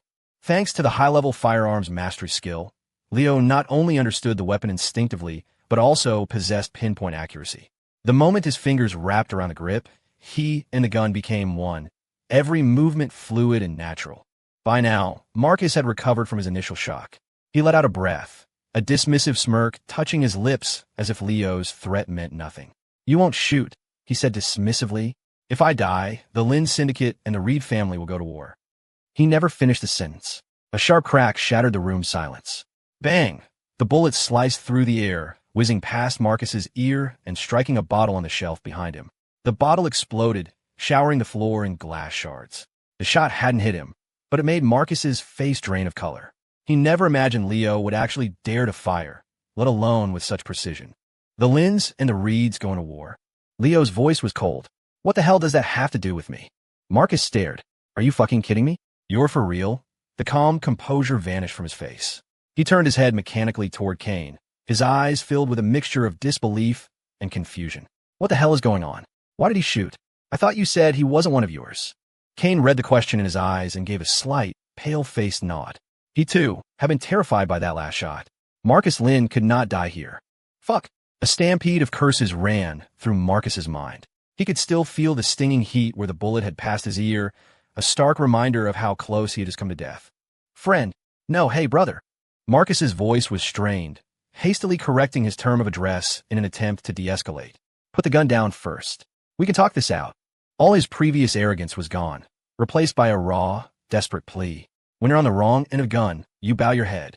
"Yeah, Leo, calm down. Whatever you do, don't shoot again," Kane added urgently, his gut twisting with regret. If he had known Leo was this unhinged, he never would have let him and Marcus cross paths. Leo's gaze remained as cold as ice, the gun still locked on Marcus, who was growing paler by the second. He had never imagined he would find himself in such a hopeless situation. He, a man with a fearsome reputation in the city's underworld, was now being held at gunpoint by a college student, and there was nothing he could do about it. After a long moment, Leo took a deep breath and slowly lowered the gun. He had weighed the consequences and decided to let Marcus live. For one, he didn't actually want to kill anyone, even a gangster. And two, he didn't want to deal with the inevitable retaliation from the Lynn Syndicate. Click! Snap! To the astonishment of everyone watching, Leo's hands moved with the practiced ease of a magician. He swiftly ejected the magazine, then tossed the now unloaded pistol toward Marcus. It clattered on the floor at his feet. "Like I said, I'm only here by accident. I have no interest in getting involved in your family business," Leo said, pausing for effect. "Consider today's 2 bullets a warning. Don't come looking for trouble with me, and I won't go looking for it with you." He shook the magazine in his hand. The bullets slid out, one by one, hitting the floor with sharp clicks until only a single round remained. Leo pinched the last bullet between 2 fingers and slowly held it up in front of Marcus's face. "If you're thinking about getting revenge later, this bullet will be the last thing that goes through your head." The room was stunned into silence. No one could believe these words were coming from a student. The atmosphere became thick and suffocating, as if the air itself had frozen. This was no longer a warning. It was a threat. Leo Evans was threatening Marcus Lynn, the head of the Lynn Syndicate, one of Ethelberg's most powerful crime families. "This kid, he's a genuine psycho," Kane muttered to himself. He couldn't think of any other word to describe Leo in that moment. Amidst the silence, Leo pocketed the single bullet, turned, and walked out the door without a backward glance. The terrified staff scrambled out of his way. They all knew that this seemingly ordinary young man was, without a doubt, a stone-cold killer. After he left, a strange sound broke the silence of the bar. It started as a low chuckle, then grew, like the growl of a beast lurking in the dark. Hit. Ha ha ha. Marcus's laughter echoed through the room. Still laughing, he bent down and picked up the gun Leo had thrown, stroking the cold steel, a twisted, bizarre smile spreading across his face. He looked up at Kane, his tone laced with a strange excitement. "That kid, he's not one of yours, right, Kane?" Kane hesitated. "Not exactly." "Good." Marcus bit out the word, his eyes flashing with a feral, manic light. He stared at the empty doorway, as if his gaze could pierce through space and time to follow Leo's departing figure. "Let me see my own brains, huh?" Marcus whispered to himself. "This is just too interesting." He turned back to Kane. "You think he'll regret not killing me today?" Kane remained silent, but Marcus didn't seem to need an answer. "I bet he will," he continued, his voice rising. "He will definitely regret not killing me today. With that, he strode out, not even sparing a glance for Scar, who had long since passed out from the pain. With a shattered wrist and a bullet in his leg, Scar would never be the enforcer he once was. The Lynn Syndicate had no use for worthless men. You guys, Kane said to the staff, get Scar out of here, clean this place up, and close for the night. He watched Marcus's retreating back, a massive headache forming. Everything that happened here tonight had to be reported to Julian immediately. They had to decide, and fast, whether they were going to protect Leo Evans. In Kane's opinion, after what Leo had shown tonight, he was worth the Reed family's full support. And if they couldn't win him over, they absolutely could not afford to make him an enemy. Leo walked home under a sky that had turned completely black. A bone-deep weariness was setting in. Since the system had appeared, his life had been one complication after another. He had a sinking feeling that no matter how hard he tried to avoid it, trouble would always find him. Is this destiny, or am I just overthinking things? Ping. Congratulations, host, on completing the mission. You have received a random reward, drawing random reward. The system's voice chimed in, but Leo felt numb to it. A minute ticked by, then another. The notification for the reward itself didn't come, and he frowned, a flicker of confusion rising. What's taking so long? As if hearing his thoughts, the system's voice sounded again. Congratulations, host. You have drawn a special reward. A blank skill slate. Blank skill slates are extremely rare. Upon use, they will provide the host with the skill most needed at the current moment. Use blank skill slate now? Leo's eyes widened. Yes, he answered in his mind without hesitation. Blank skill slate successfully used. Congratulations, host. You have acquired the high-tier skill, Enhanced Physiology. In an instant, an unprecedented surge of power flooded his body. Leo could feel every cell thrumming with vitality. His steps felt impossibly light. Though his muscles hadn't visibly changed, he could feel an immense energy coiled within every contraction and extension. Fwhip! He threw a casual punch at the air, and it produced a sharp gust of wind. It was as if he'd been completely reborn. If the Kane from a few hours ago had faced the Leo of right now, that one kick would have landed him in the ICU. Leo's mood lifted considerably. Enhanced Physiology was exactly what he needed, shoring up his greatest weakness, his physical conditioning. Combined with his combat mastery, he was now effectively fearless in any fight that didn't involve firearms. He got home around 8:30. Tomorrow was the start of a rare weekend. He didn't know when Ava was picking him up, but he planned to sleep in until he woke up naturally. After a hot shower, Leo fell onto his bed, ready to pass out. But then a thought struck him. He got up, went to the living room, and took a glass he rarely used from a cabinet. He carefully hung it on the inside doorknob. This way, if someone tried to quietly open the door, the movement would cause the glass to fall and shatter, creating an alarm. It was a precaution against the Lynn Syndicate. He had no idea if midnight assassinations were part of their business model, but it was better to be safe than sorry. After double-checking that the door was deadbolt, Leo finally went to sleep. Meanwhile, in Julian Reed's study at the Reed estate, Julian sat on a plush sofa, one leg crossed over the other, a cigarette burning slowly between his fingers. Smoke swirled around his face, making his thoughtful expression seem even more profound. Across from him, Kane sat with a grim look on his face. And that's what happened. I doubt Marcus will let this go. Should we do something to protect Leo? Kane was firmly in the pro-Leo camp. He believed that if Leo could be persuaded to join the Reeds, it would be a massive boost to their power. Julian didn't speak, lost in thought. The events Kane described were so outlandish that if he hadn't known Kane for years, he would have thought it was a prank. After a long silence, Julian tapped his fingers on the table. From your perspective, is it possible Leo is working for the Phone Alliance? Kane was taken aback for a moment, then shook his head. I don't think so. He doesn't seem to have had any contact with the three major families. We ran a background check on him. He's clean. Clean? You mean his student identity? Julian let out a small, humorless laugh and shook his head. A student who could get the better of you in a hand-to-hand fight, a student who could disable Scar so cleanly and then threaten Marcus Lynn at gunpoint, a student who is so proficient with firearms that he not only has terrifying accuracy, but can also field strip a pistol like a party trick right in front of you. As Julian laid out the points, sweat beaded on Kane's forehead. He hadn't thought about it that deeply. He had only seen how special Leo was, not questioned how a mere student could possess such capabilities. You think he's not really a student? No, he's definitely a student, Julian said, rising and walking to the window to gaze out at the night. We just can't treat him like one. It's like with Marcus. If we keep seeing him as just a student, then what happened to Scar today will happen to the Reed family tomorrow. Kane nodded in agreement. The whole mess started because Scar and Marcus had completely underestimated Leo. Let's hold off on the Leo issue for now. I'll see him myself tomorrow and decide. Right now, the priority is the meeting between the Foam Alliance and the Gray Zone family. Julian moved through the soft light of the study to an ornate wooden table where a go board sat. He picked a black stone from its bowl, holding it in his palm. Right, tomorrow night, they're meeting with an apex family from the Gray Zone. What's our move? Kane's face was etched with anxiety. He knew how critical this meeting was. Any misstep could affect the fate of the entire family. Relax.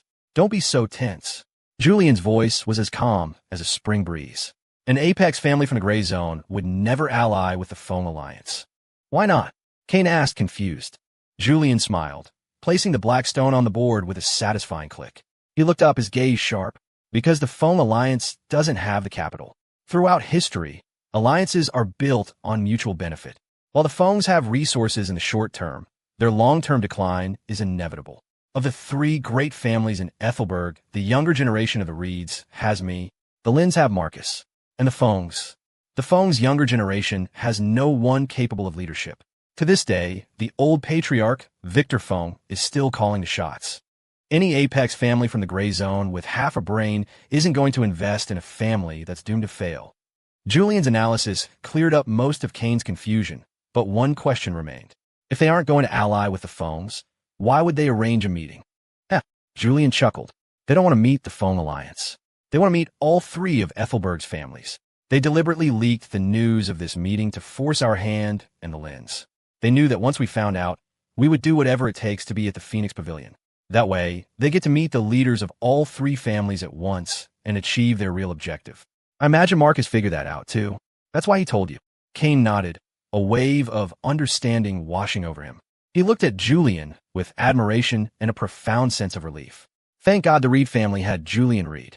Without him, the Reeds would never have been able to consistently outmaneuver the Lynn Syndicate all these years. Just then, Julian's hand, which had been toying with the ghost stones, paused. A slight, knowing smile touched his lips, and a glint appeared in his eyes. In that case, he murmured, tomorrow presents a perfect opportunity. The next day, sunlight streamed through the window. Leo slowly opened his eyes, still hazy with sleep. He fumbled for his phone. The screen read 7:00 a.m. For a college student, this was an absurdly early hour. He intended to fall back asleep. His internal clock was usually set for a deep REM cycle at this time, but no matter how he tossed and turned, he couldn't. This sudden, sharp wakefulness was completely alien to him. On any other day, he would have slept until at least noon. Where was the college student who woke up at 7 in the morning naturally? Could it be the enhanced physiology? After thinking it over, it was the only explanation that made sense. The high-tier skill didn't just give him more strength. It was a comprehensive upgrade.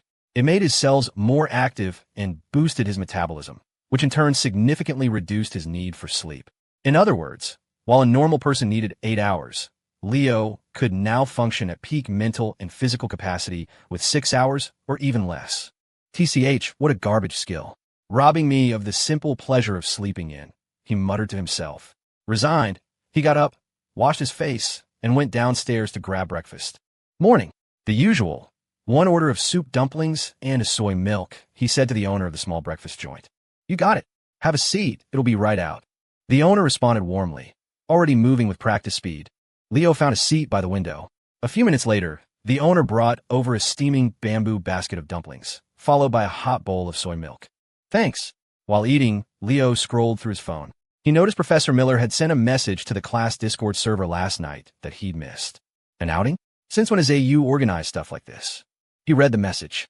Apparently, to alleviate the academic pressure on the freshmen, the university was organizing a trip next week. They had even gone so far as to book out Ethelberg's largest amusement park for the day. Is the university really that generous? Leo was skeptical, but then it clicked. The Department of Education is probably leaning on them. They'll likely try to win some most beautiful campus award or some other bullshit. What he found interesting was that Professor Miller had stated the event was completely voluntary. Anyone who wanted to go had to sign up on the server and also sign a liability waiver, absolving the school of any responsibility for accidents. Leo casually scrolled through the replies. His mouth twitched. Not a single person has signed up. What are they all waiting for? He didn't care. It was rare for the school to spend money like this, and he wasn't going to miss out. He typed his name into the chat. Almost the second he hit send, several other messages popped up in the channel, all signing up. He noticed Dylan Miller's name was right after his, posted only a few seconds later. These bastards. Were they all just waiting for someone else to go first? Leo shook his head, half annoyed and half amused. He finished his breakfast, paid, and went home to study. Yes, you read that right. Study. Even though his grades were already top of the class, he still made time every day to work through a couple of problems from previous year's competitions to prepare. At 11, his phone rang. It was Ava. Leo, you degenerate. Are you awake yet? Ava's clear, ethereal voice came through the speaker, making Leo pause for a second. I'm awake. And can we please try a different nickname? No. Be at the entrance to your apartment complex in 10 minutes. I'm picking you up. If you're not there, you're dead. She hung up before he could reply. Beep, beep, beep. Leo put down his phone and sighed. That temper of hers was a lost cause. He went to his closet and pulled out a clean white t-shirt and a cream-colored jacket, patting it down to smooth out any wrinkles. He gave himself a quick look in the mirror. Good enough. Then he walked out, heading toward the complex entrance at a leisurely pace. A few minutes later, a familiar black sedan pulled up. The door opened, and Ava stepped out gracefully. By coincidence, she was also wearing a cream-colored jacket over a stylish white blouse, paired with a short black skirt and black stockings that hugged her long, slender legs. Standing together, their cream jackets and white tops seemed to mirror each other. At a glance, they looked like they were wearing matching couples' outfits. Combined with their striking good looks, they immediately drew the attention of several people nearby. Ava's delicate brows furrowed as she looked Leo up and down. You're wearing that to me, my brother? What? Is there a problem? It's too young. Not mature enough. I literally am a student, Leo said with a helpless shrug. You want me to go back and change? Ava shot him an exasperated look. There's no time. We can't keep my brother waiting. She grabbed his wrist and pulled him toward the car. The same two bodyguards were in the front. Leo had seen them so many times now, he was tempted to ask for their names. However, Ava was chattering away nonstop, giving him a constant stream of instructions. When you see my brother, you have to be serious. If he tries to scare you with a gun or something, don't be afraid. He won't actually shoot. Even though we're a crime family, we don't just kill innocent people or bully civilians. If anything weird happens, just watch me for cues. Oh, and if he invites you to stay for dinner, whatever you do, don't agree. She spoke with deadly seriousness, her pretty eyes darting back and forth as if trying to recall any detail she might have missed. All right, Miss Reed, seriously, Leo said, a smile playing on his lips. You seem more nervous about me meeting your brother than I am. He found her tense little face incredibly endearing. He couldn't resist reaching out and gently ruffling her soft hair. Relax. It'll be fine. What's he gonna do, eat me? Ava glared at him, muttering, I'm just worried that if you get scared and something happens to you, I'll be responsible. Halfway through her sentence, she realized he had just messed up her hair. She froze, her eyes widening in indignation. Leo Evans, you jerk! How dare you touch my hair? Her anger erupted. She started swinging her little fists at him. The car's interior was cramped, but her punches were painless, so Leo just let her get a few hits into blow-off steam. At the same time, his gaze was fixed on the world outside the window, memorizing the route from his apartment to the Reed family estate. About 20 minutes later, the black sedan pulled into the Reed family compound. Leo got out of the car and looked around. The grounds were exactly what you'd expect from a crime family. An immense, open courtyard with a manicured garden and a large fountain at its center. Dotted around the perimeter were men in black suits, all members of the Reed family, now staring at him with undisguised curiosity. Who's that? Looks young. A student. Whoa, why is Miss Ava with him? What's his story? Wait, you're missing the point. Are they wearing matching outfits? Holy shit, holy shit, holy shit. The little demoness Ava has a boyfriend. The atmosphere among the Reed family members was surprisingly different from what one might expect of a crime syndicate. There was no rigid, formal hierarchy. It felt more like a large, close-knit family. As such, they didn't bother hiding their gossip. Besides, Ava was the darling of the family. Many of them had watched her grow up, so their curiosity about Leo was palpable, their murmurs growing louder. The whispers eventually reached Ava's ears. She frowned, blinking her bright eyes as she glanced down at her outfit, then at Leo's. It kind of looked like they were wearing couples' outfits. A faint warmth spread across her cheeks. So noisy, she snapped, her voice sharp but tinged with embarrassment. All of you, go get your eyes checked. How does this look like a couple's outfit? Her tone was petulant, but couldn't hide her flustered state. The family members just chuckled. They were used to her temper and knew she wasn't truly angry. All right, knock it off. You're making Miss Ava mad. Aha, she's not mad. I think she's embarrassed. Got that on recording, bro. I'll be sure to play it for her later. Your life is over. Dude, don't do that to me. Venmo me $50. Fuck. Ava's face was beet red. She stomped her foot in frustration, then turned to look for Leo, but he was gone. She blinked. Where did he go? He was right here a second ago. Ahem. Mr. Evans is over there, one of the bodyguards said, pointing with a deadpan expression. Ava followed his finger, and what she saw nearly made her explode. There was Leo, leaning casually against a wall, one hand in his pocket, a cigarette dangling from his fingers, looking for all the world like a punk as he chatted animatedly with another family member. You have no idea. Miss Ava used to be a real terror. Ha ha ha, really? She was like that. Leo listened with rapt attention, a look of genuine fascination on his face. And another thing. Oh, the family member was just getting warmed up when he saw Ava marching toward them. You know what? I just remembered the boss gave me something to do. Gotta run. He made a quick excuse and bolted before Leo could reply. Leo was confused. The conversation was going so well. Why'd he run off? He'd been hoping to get some more intel on the family. Suddenly, a chill ran down his spine.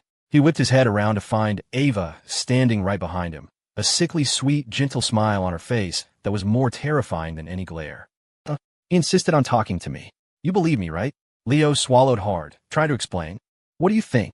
Ava's voice was as cold as ice. The next second, she brought her heel down hard on his foot. Still not satisfied, she reached out, pinched a small fold of skin at his waist, and twisted viciously. You're pretty resourceful, aren't you? The second you get out of the car, you're already digging up dirt on my childhood.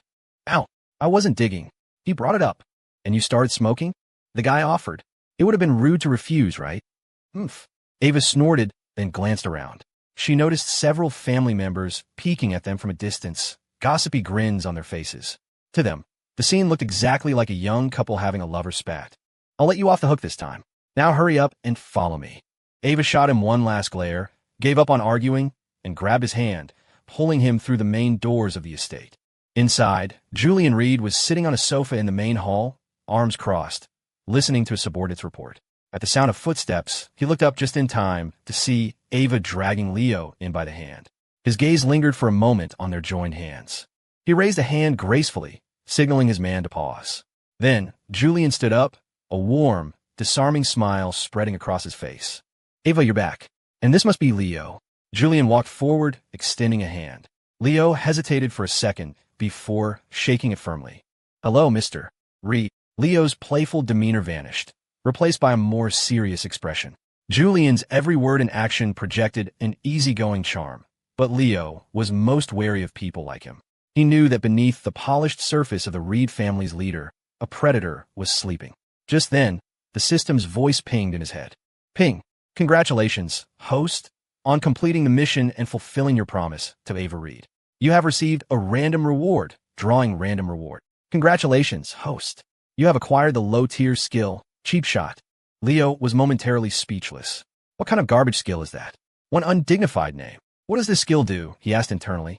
When the host uses a blunt weapon to attack from behind, the attack is 100% guaranteed to knock out the target.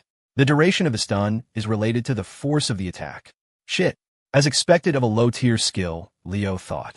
It wasn't completely useless, but it was close. With his current abilities, he could easily knock someone out without resorting to such underhanded tactics. Besides, he was a model student. How could he use such a dirty move? The system was clearly a bad influence, trying to lead him down a dark path. Mr. Reed is too formal. If you don't mind, call me Julian, he said, guiding Leo to the sofa. Ava sat down right next to him. All right.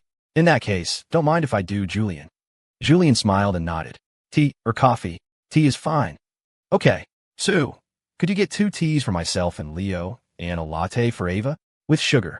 Clearly, Julian knew his sister's tastes. Sue, the subordinate who had been giving the report, nodded and left to prepare the drinks. Don't be nervous, Julian said. I asked you to come mainly because Ava mentions you so often, I wanted to meet the man himself. Leo raised an eyebrow and turned to look at Ava. Mentions me often? Brother, what are you talking about? Ava was stunned. When had she ever mentioned Leo often? Julian shot her a look. Ava opened her mouth to argue, but seeing the warning in his eyes, she backed down. Growing up, Julian was the only person who could ever control her. Julian and Leo started chatting again. I hear you're renting a place by yourself? Your family isn't in Ethelberg. Yeah, my parents are back in my hometown. The dorms at AU are pretty bad, so I just had a place off campus. Smart. Your grades are excellent. I hope you can help Ava with her studies from time to time. You're kidding, Julian. Ava's grades are fine. She doesn't need my help. They continued making small talk, jumping from one topic to another. Ava was already getting bored. Just then, Mr. Sue returned with the drinks, placed them on the table, and quietly departed. Julian smiled. Leo, I heard you enjoy a game of chess. I have a board in my study. How about a match? Ava's head tilted, a question mark forming above it. Leo likes chess. Leo understood Julian's intent. He nodded in agreement, stood up, and followed him toward the study. As they were about to enter, Ava jumped up to follow, but the moment her foot crossed the threshold, Julian spoke. What are you doing? Go sit on the sofa and drink your coffee. Leo and I'm going to play a game. Julian waved her out of the room and shut the door behind him.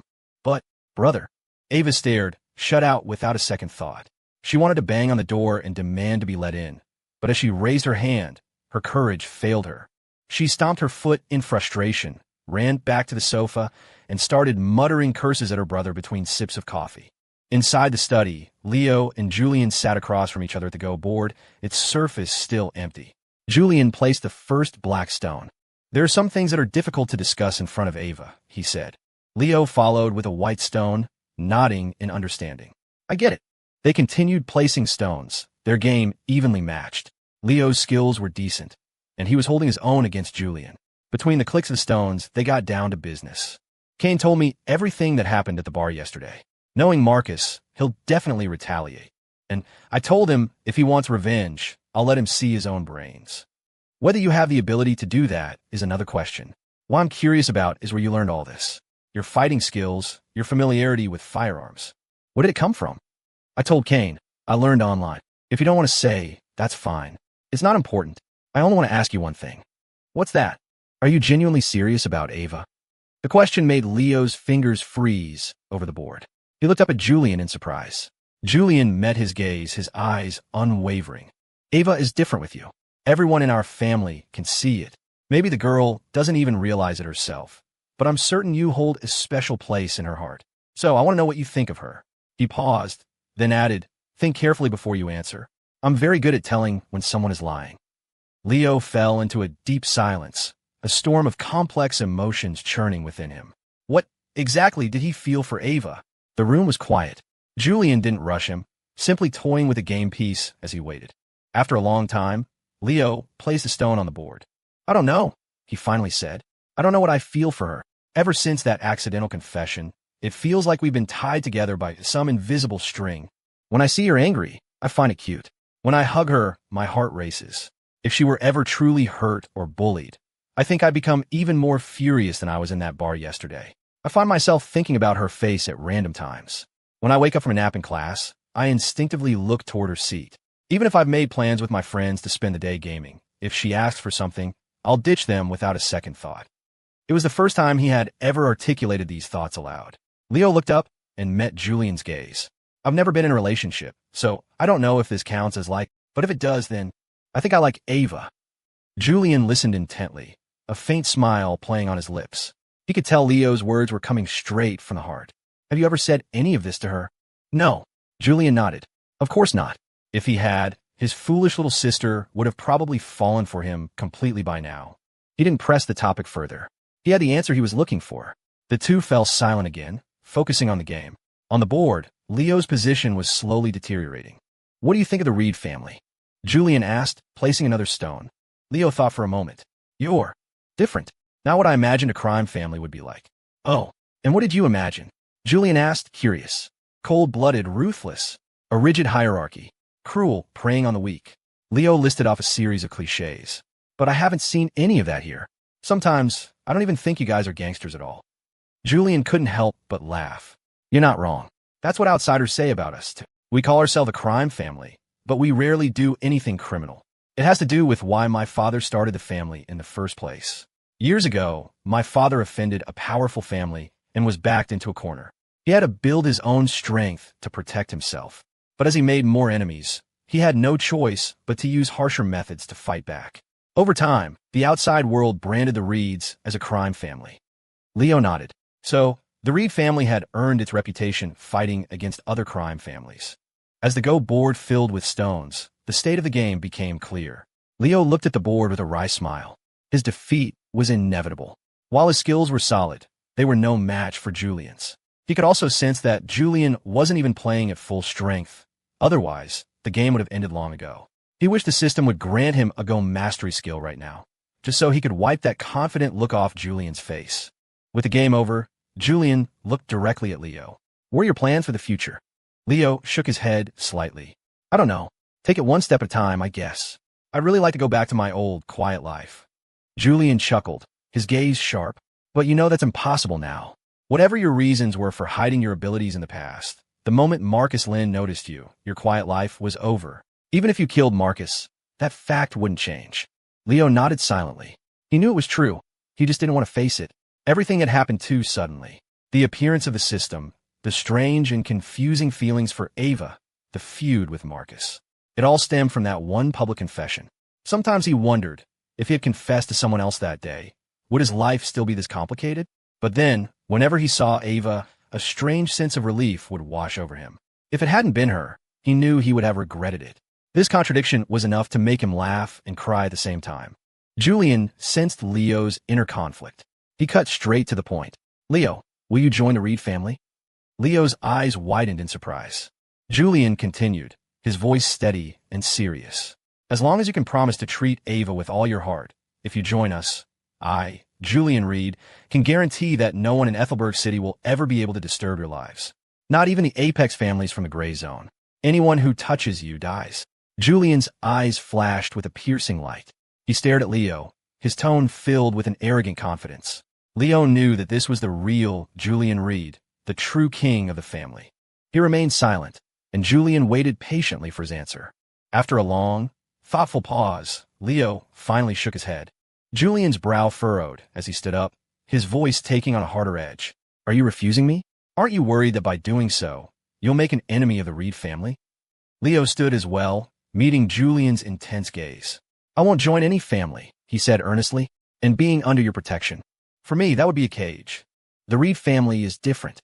We wouldn't ask anything of you. I know, but how do I put this? Leo paused. I'm the kind of person who needs 100% freedom.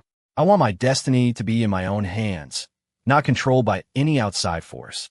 My refusal isn't an act of hostility. I simply don't want to join. That's my only reason. As for Ava, I'm happy to let things with her develop naturally. The reason I'm willing to look out for her and care about her is because she's Ava, not because of your family's resources. When Leo finished, Julian's hawk-like eyes bored into him, and the tension in the room became thick enough to cut with a knife. Ha ha ha ha ha. Then, after a long silence, Julian suddenly broke into a hearty laugh. He walked over and clapped Leo on the shoulder, his eyes filled with admiration. That girl's got good taste after all. And you didn't disappoint me. Julian smiled. If you had actually accepted my offer just now, I would have been incredibly disappointed. I would have thrown you out and made sure Ava never saw you again. A truly strong person never settles for living under someone else's shadow. And if you were truly thinking about what's best for Ava, you would never accept my help. Julian nodded repeatedly, clearly pleased with Leo's answer. Leo, I rarely trust people, and I rarely approve of them. Honestly, before you came here today, I had a lot of doubts about you. But now, I'm willing to set those doubts aside and trust you, because my judgment, since I was a child, has never once been wrong. A warmth spread through Leo's chest. He could feel the sincerity in Julian's words. This trust and recognition gave him a new perspective on the Reed family. With someone like Julian at the helm, it was no wonder they feared no other crime family. Knock, knock, knock. A sharp knock on the door broke the silence. Come in, Julian said simply. The door opened to reveal a familiar face, Kane. Leo also noticed Ava peeking out from behind him, her bright eyes filled with curiosity as she tried to see into the study. Kane's gaze flickered over Leo before settling on Julian. It's about time, he said in a low voice. Victor Fong has arrived at the Phoenix Pavilion. The Lins are on the move, too. Julian nodded. He thought for a moment, then turned to Leo. I'm going to need you to come with us to a place and keep an eye on Ava. Where? The Phoenix Pavilion, Julian answered bluntly. Tonight, the Lin Syndicate and the Fong Alliance will both be there. Brother, Ava cried out, suddenly panicked. This is family business. It's one thing for me to go, but why are you making Leo come? Leo frowned slightly. Fine. but you have to tell me why. I'll explain in the car. With that, the group left the study. Julian gently pinched Ava's cheek, comforting her in a low voice. Relax, Ava. We're not going to hurt your little boyfriend. MMPH. Ava's eyes went wide, her mouth covered by her brother's hand. She could only make muffled sounds of protest, her expression a mixture of shame and fury. My little boyfriend? Julian, you asshole. She wondered what the two of them had been plotting in the study to make her brother act so strangely. Seeing Ava's predicament, Leo couldn't help but chuckle. He never thought he'd see the day when the fearless Ava Reed was so thoroughly managed by her own brother. The sight was just too amusing. An hour later, the Reed family's fleet of black cars was parked in an orderly line in front of the Phoenix Pavilion. Ava got out of one of them alone, her face a cold mask of anger. Fine, bring Leo along, but then you lock yourselves in a car to whisper secrets and don't let me listen, she muttered under her breath. On the way here, Julian had insisted that he and Leo ride in one car, while Ava rode with Kane in another. His decision was final. The entire drive had been an ordeal for Kane, who had to endure an angry Ava, nodding along and even occasionally joining in her complaints against Julian and Leo just to keep the peace. Her incessant muttering had given him a splitting headache. At the same time, the door to the other car opened, and Leo and Julian stepped out. Leo gave Julian a nod, then walked directly over to Ava. What's wrong? Who made you so angry? He asked, a playful glint in his eye as he gently pinched her cheek. Smack! Ava slapped his hand away, her eyes flashing. What were you and my brother whispering about in the car? What secrets couldn't I, his own sister here? Leo smiled easily. Nothing much. He just told me to protect you. I don't believe you for a second. Ava huffed, then tried to stomp on his foot. This time, however, Leo was ready and sidestepped her attack with ease. We should get moving, Kane said, having received a signal from Julian. Ava took the opportunity to give Leo's side a vicious pinch. I'll deal with you later, she hissed, then stormed ahead. Julian now stood at the head of their group, dressed in a long black coat. His handsome face was grim, radiating an authority that was completely different from the warm, approachable man back at the estate. This was Julian the leader, cold and calculating, projecting an aura that commanded respect. Behind him, a dozen Reed family members stood in neat formation, their eyes fixed on him. Julian's gaze swept over them. I'm counting on all of you tonight, he said, his voice low. Don't say that, Mr. Reed, they replied in unison, their voices filled with loyalty. Let's go, Julian said. He led the way into the Phoenix Pavilion. Bringing up the rear beside Ava, Leo watched Julian's back, his own eyes sharp with anticipation. He remembered the plan Julian had laid out for him in the car. He knew the show was about to begin. Tonight, the Reed family was going to shake the foundations of Ethelberg's underworld, and maybe even burn it all down. The Phoenix Pavilion's top-floor banquet hall was a scene of understated elegance, bathed in the soft glow of chandeliers. Members of the Fong Alliance and the Lin Syndicate were already present, all dressed in formal black suits. The only distinguishing marks were the unique family crests pinned to their left lapels, gleaming under the light. A few smaller, opportunistic families had also caught wind that something big was happening and had sent representatives to observe. Tables were laden with desserts and gourmet food, but few were eating. Most stood in small clusters, nursing glasses of wine, their low conversations filling the air. Marcus Lin stood in a corner, swirling a glass of red wine, his eyes lazily scanning the crowd. A new bodyguard stood beside him, a man who looked considerably tougher than Scar. I can understand old man Victor Fong not showing his face. He's old and proud, Marcus mused, but why isn't that useless son of his, Spencer Fong, here either? Spencer Fong was Victor Feng's son and the heir to the Fong Alliance. By all rights, he should have been in charge by now, but he was completely outmatched by Marcus and Julian, who ran circles around him. Victor had no choice but to remain at the helm. Marcus! Hearing his name, Marcus looked over to see a well-dressed man his own age scowling at him. Well, speak of the devil, Marcus said, a mocking smile playing on his lips. The man was none other than Spencer Fong himself. Spencer stalked over to him. Marcus, this is a Fong Alliance gathering. What is your family doing here? Marcus clicked his tongue. He couldn't even be bothered to answer such a stupid question. Where's your old man? And the family from the Gray Zone? When are they showing up? I'm getting impatient. That was his main reason for being here tonight, to see for himself what this legendary Gray Zone family wanted in Ethelberg. What was their motive for leaking the news and luring both the Lins and the Reeds here? What? Spencer's eyes widened, and he lowered his voice. How do you know about the Gray Zone? Who told you? He glanced around nervously, checking if anyone had overheard. Marcus rolled his eyes. Talking to this idiot was exhausting. He much preferred sparring with Julian. Their rivalry was a true battle of wits. Clomp, clomp, clomp. Before Spencer could press his question, a new set of footsteps drew the attention of the entire hall. Julian Reed entered, followed by his entourage, his stride calm and confident. Well, now the Reeds are here, too. All three of Ethelberg's great families are present tonight. This meeting is going to change the power balance in the city. No matter how the big three fight it out, it doesn't concern us smaller families. We're just here to watch the show. The moment Marcus saw Julian, a triumphant grin spread across his face. He had recently managed to trap Julian in a business deal, causing him a major loss, and this was the perfect opportunity to rub it in. He was about to walk over when a familiar figure entered his line of sight. Marcus froze. How can it be him? He muttered to himself, his gaze locked on Leo, who was one of the last to enter. Didn't Kane say he wasn't with the Reeds? His hand unconsciously drifted to his cheek, as if he could still feel the phantom sting of the bullet that had grazed him yesterday. His new bodyguard noticed his reaction. Boss, who are you talking about? Marcus gestured toward Leo. That kid in the cream-colored jacket. That's him, the one who took out Scar with a single shot yesterday. What? The bodyguard stared in shock. He knew what had happened to Scar, but he never imagined the person responsible was so young. Amidst a sea of black suits, Leo and Ava's lighter-colored jackets stood out starkly. Ava seemed nervous and out of place. Despite being the daughter of the boss, this was the first time Julian had brought her to an event like this. Leo saw her tension and gave her shoulder a reassuring pat. He then nodded to Julian and led Ava toward a less crowded corner of the hall.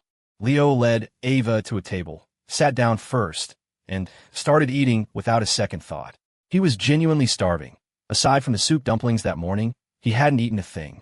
Maybe it was the enhanced physiology, but he felt like he was getting hungry incredibly fast. Eat if you're going to eat, but could you at least try to have some class? Ava frowned, watching Leo with a helpless expression. His table manners were embarrassing.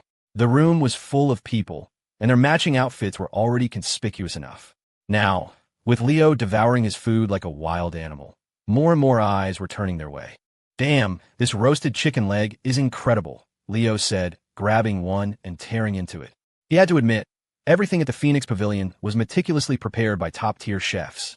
It was the first time he'd ever tasted food this good. Nom nom nom. Why aren't you eating? You skipped dinner too, right? He asked casually, his head still buried in his plate. Ava shot him a venomous glare.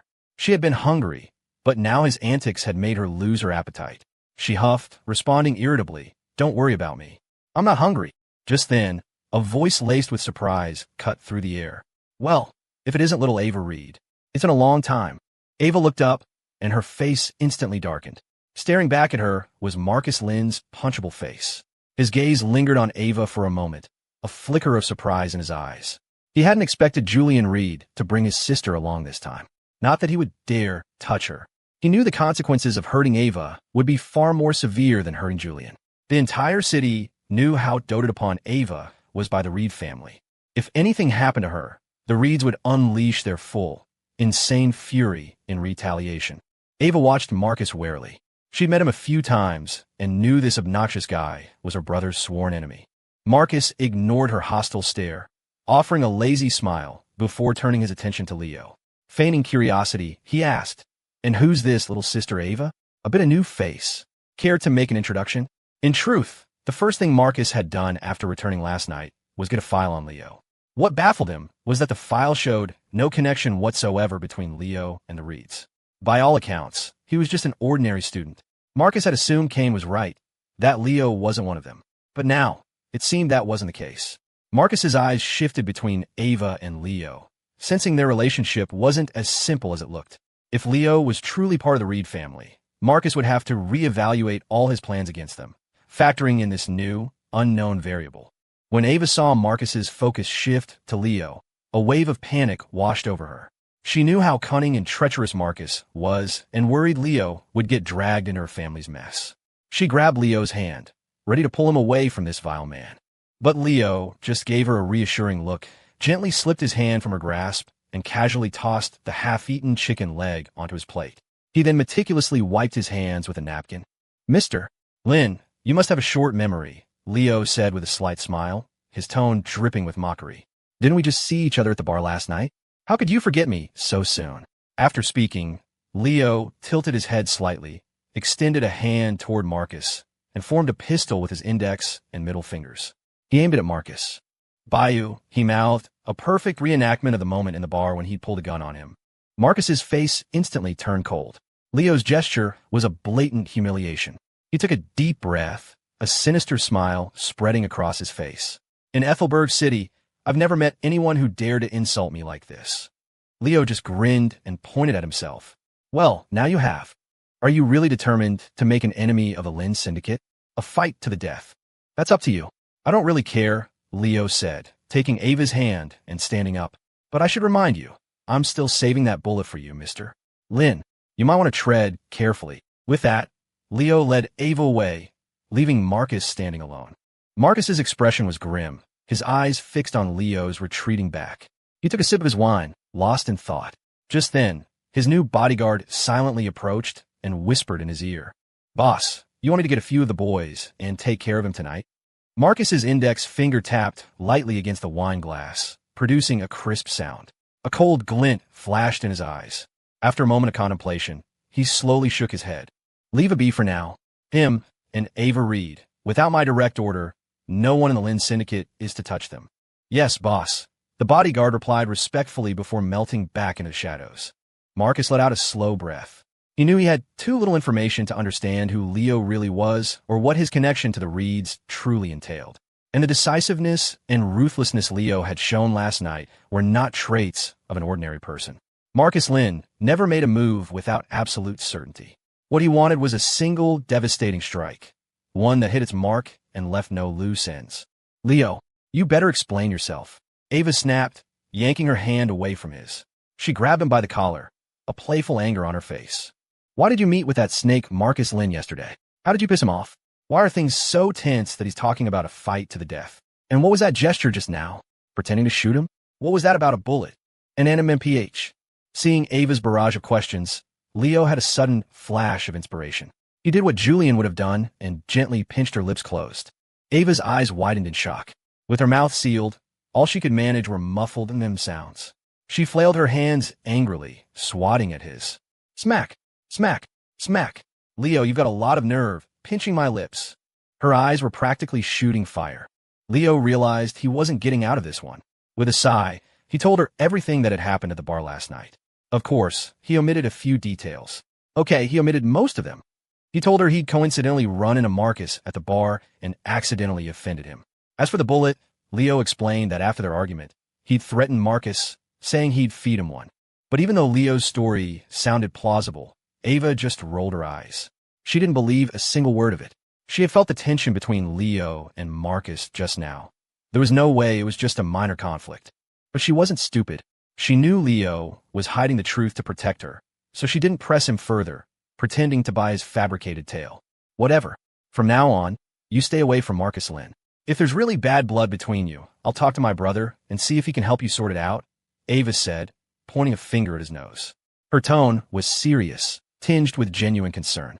Leo nodded obediently, but inside, he was smiling wryly. This was something Julian couldn't solve, not unless he was willing to wipe out the entire Lynn Syndicate. Still, after meeting Julian, Leo had become much more cautious of Marcus Lynn. Though he hadn't known Julian for long, Leo could sense how formidable he was. The fact that Marcus could go toe-to-toe with Julian meant he was far more dangerous than he appeared. He'd only gotten the upper hand at the bar because Marcus had underestimated him. But now, Marcus saw him as a threat. His guard would be up, and an opportunity like the one last night would be hard to come by again. Talp, talp, talp.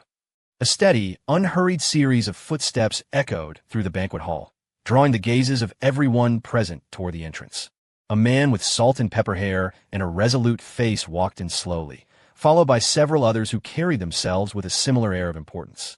The man appeared to be in his 50s or 60s, but his deep-set eyes still gleamed with a sharp light, as if age had only etched lines on his face without dulling his authority.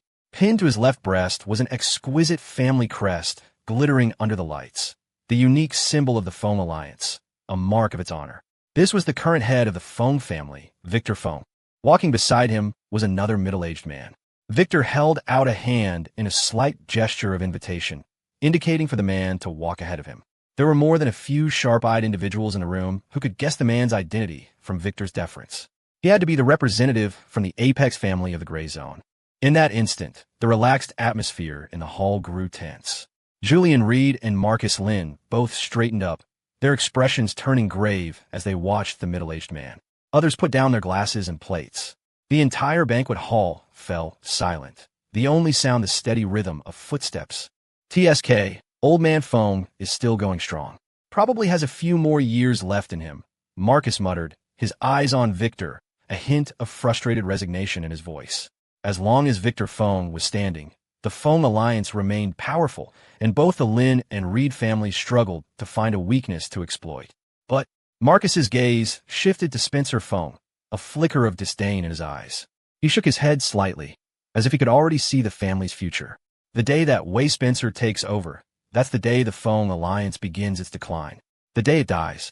A cold smile formed on Marcus's lips. Victor Fong led his entourage into the banquet hall, his sharp gaze sweeping over the crowd. He said nothing, simply escorting the middle-aged man to the center of the room. Spencer hurried over, leaning in to whisper in his father's ear. Father, the Lin and Reed families somehow found out about the Wallace family. What should we do? Should we kick them out now? Victor had been expecting something serious. Hearing this, he sighed inwardly. How could a man of his stature have produced such a simple-minded son? The Lins had Marcus, the Reeds had Julian, and the Fongs. The Fongs had Spencer, who was leagued below the other two in both intelligence and ruthlessness. Get out of my sight, Victor snapped. He quickly composed himself and turned to the man beside him with an apologetic smile. Mr. Wallace, my apologies. My son is young and doesn't understand the situation. Please don't mind him. Mr. Wallace simply smiled and waved it off. Your son may be young, but I see a remarkable air about him. He will surely be a great man one day.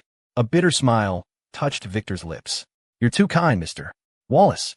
If my son were as exceptional as you say, would I still need to be here, worrying about these family matters? With that, Victor led Mr. Wallace to the center of the hall. Once Mr. Wallace was positioned, Victor stepped back, ceding the floor. The crowd immediately closed in, with Julian and Marcus at the very front, studying the man with keen interest. Mr. Wallace appeared perfectly calm, his gaze sweeping over the crowd with a steady smile. Though he lacked the menacing aura of a typical syndicate man, the sheer presence he exuded was enough to command respect. Good evening, everyone. His voice was strong and clear. He smiled and addressed the room. My name is Arthur Wallace, from the Wallace family in the Gray Zone.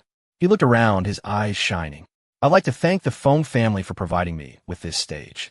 I must also apologize to the leaders of the Lin and Reed families for inviting you here in such an unconventional manner. It was a matter of necessity. I know that if I had invited all three of you at once, it's highly unlikely you would have agreed. With no other option, I had to resort to this little stratagem. Marcus's lips curled into a cold smirk. You're too polite, Mr. Wallace. An invitation from the Gray Zone is a rare honor. How could we possibly refuse? He paused, his eyes narrowing. I'm just curious what purpose you had in mind for orchestrating this grand meeting. Arthur Wallace smiled faintly, turning to Marcus with a look of appreciation. He knew this cold, sharp man was the leader of the Lin Syndicate. Before arriving in Ethelberg, he'd had his people conduct a thorough investigation of the city's major and minor powers, down to the last family feud. Wallace paused for a moment before speaking with gravity. Since Mr. Lin has asked, I won't beat around the bush. He took a deep breath. The Wallace family has deep roots in the Gray Zone, but due to certain unforeseen circumstances, my family now intends to relocate to Ethelberg City. The statement sent a ripple of shock through the room. Everyone's brow furrowed. The Apex family from the Gray Zone wanted to move to Ethelberg? This was no small matter. Even if they were the local powerhouses, the Wallace family was a dragon crossing the river. The city's power structure, which had been relatively stable, was about to be shattered. The Wallace family's influence and power were on a level that no single family in Ethelberg could match. Julian and Marcus's expressions shifted slightly, but they didn't seem overly surprised. Clearly, they had anticipated this. Julian stepped forward, looking Arthur Wallace straight in the eye. Mr. Wallace, Ethelberg's political landscape is complex. Your family's arrival will inevitably attract the attention of various factions trying to win your favor. I would like to know how the Wallace family intends to respond to these overtures. The question was critical. Wallace seemed to have expected it. With a composed expression, he answered without hesitation. You can all rest assured. The Wallace family will remain completely independent. We will not involve ourselves in your disputes." He paused, his gaze sweeping across the room. "That, of course, includes the Fong Alliance. Although Victor and I go way back, I understand the rules of your world. Once you back a family, you are bound to them, with no turning back. I can give you my guarantee here and now. As long as no one provokes the Wallace family, we will not cause any trouble for any of you." Hearing Wallace's firm declaration, many in the room breathed a collective sigh of relief, exchanging reassured glances. A smile spread across Julian's face. "Mr. Wallace, since you have declared your neutrality on behalf of your family, the Reed family would like to ask a small favor. Of course, it is nothing difficult. For you, it would be a simple matter." Arthur Wallace nodded slightly. "Mr. Reed, you're too kind. Please ask whatever you need." "Thank you." Hearing this, Julian's expression turned solemn, almost ceremonial. He took a bold step forward, his voice booming through the hall. "Reed family, present yourselves." At his command, the Reed family members scattered around the room immediately responded. More than a dozen men wearing the Reed family crest stepped forward, forming a neat line behind Julian, their faces grim. The sudden turn of events stunned the onlookers. Even Arthur Wallace seemed taken aback. The air grew thick with tension, as if a storm was about to break. Leo stood in a corner with Ava, his eyes locked on Julian. Seeing this, and remembering what Julian had said in the car, he knew it was starting. Ava, meanwhile, nervously squeezed Leo's hand, her eyes filled with confusion and worry. Marcus frowned, his mind racing. He seemed to realize what was happening, his eyes widening in shock as he stared at Julian. Is he really going to? That son of a bitch is insane. As if to confirm his fears, Julian, under the astonished gazes of everyone present, slowly raised his hand. And it was a pistol, and the barrel was aimed at none other than Victor Fong. In that instant, the entire hall fell into a dead silence. It felt as if everyone's heart had stopped beating. They couldn't believe their eyes, couldn't believe that Julian Reed would make such an insane move. A look of pure shock was frozen on Victor Feng's face. He had never imagined that Julian would pull a gun on him. It was a sacred line in the underworld, one that could not be crossed. If Julian actually pulled the trigger and killed him, the Reed family would be doomed to utter annihilation. Unless Victor's eyes flickered with a dawning horror and unease. He thought he knew what was happening. But Julian, how could he dare? And now it wasn't just Julian. The dozen or so Reed family members behind him raised their pistols in unison. Every single barrel was pointed at Victor Fong, the cold glint of metal sharp and menacing under the bright lights. Spencer Fong, witnessing this, was consumed by a primal fear.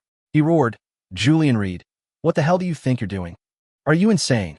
The Fong Alliance members, after a moment of shock, snapped back to reality and prepared to act, but it was too late.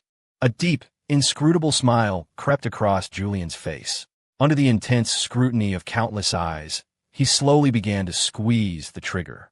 Time seemed to freeze. The once buzzing hall was now so quiet you could hear a pin drop. Everyone, including Arthur Wallace, held their breath. Click! A crisp, metallic sound echoed through the room.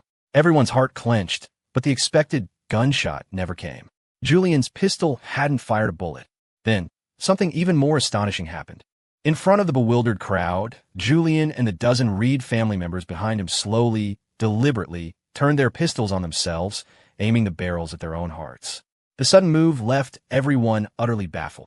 With the empty guns pressed against their chests, in the suffocating silence, they pulled the triggers again. Click! Another soft click, just like before. No bullet, but the heavy atmosphere was crushing. Then, Julian lifted his head, his eyes filled with mockery as he looked at the terrified Victor Fong. In that moment, he was a king in complete control of the board. Arthur Wallace's pupils contracted. His gaze, sharp as a hawk's, studied Julian intently. He recalled the dossier his family had compiled on the Reed family leader, a particular 8-word assessment he had previously dismissed. Now, it floated to the front of his mind. Julian Reed, unmatched in courage and intellect, a prodigy of Ethelberg. The banquet hall was utterly silent. Even Spencer Fong now understood what was happening. What Julian had just done was a part of an ancient underworld ritual, one that required the presence of a representative from an apex family to bear witness. Everyone present knew its meaning, a declaration of war. Total war. No quarter given, no mercy shown. Julian stared at Victor Fong, a contemptuous smile on his lips. "Old man Fong," he said slowly, "I trust you know what this means." Victor's face was now a ghastly shade. He gritted his teeth. Julian Reed, you're insane. And your father must be insane as well to have allowed this. Do you have any idea what you've done? Of course I do.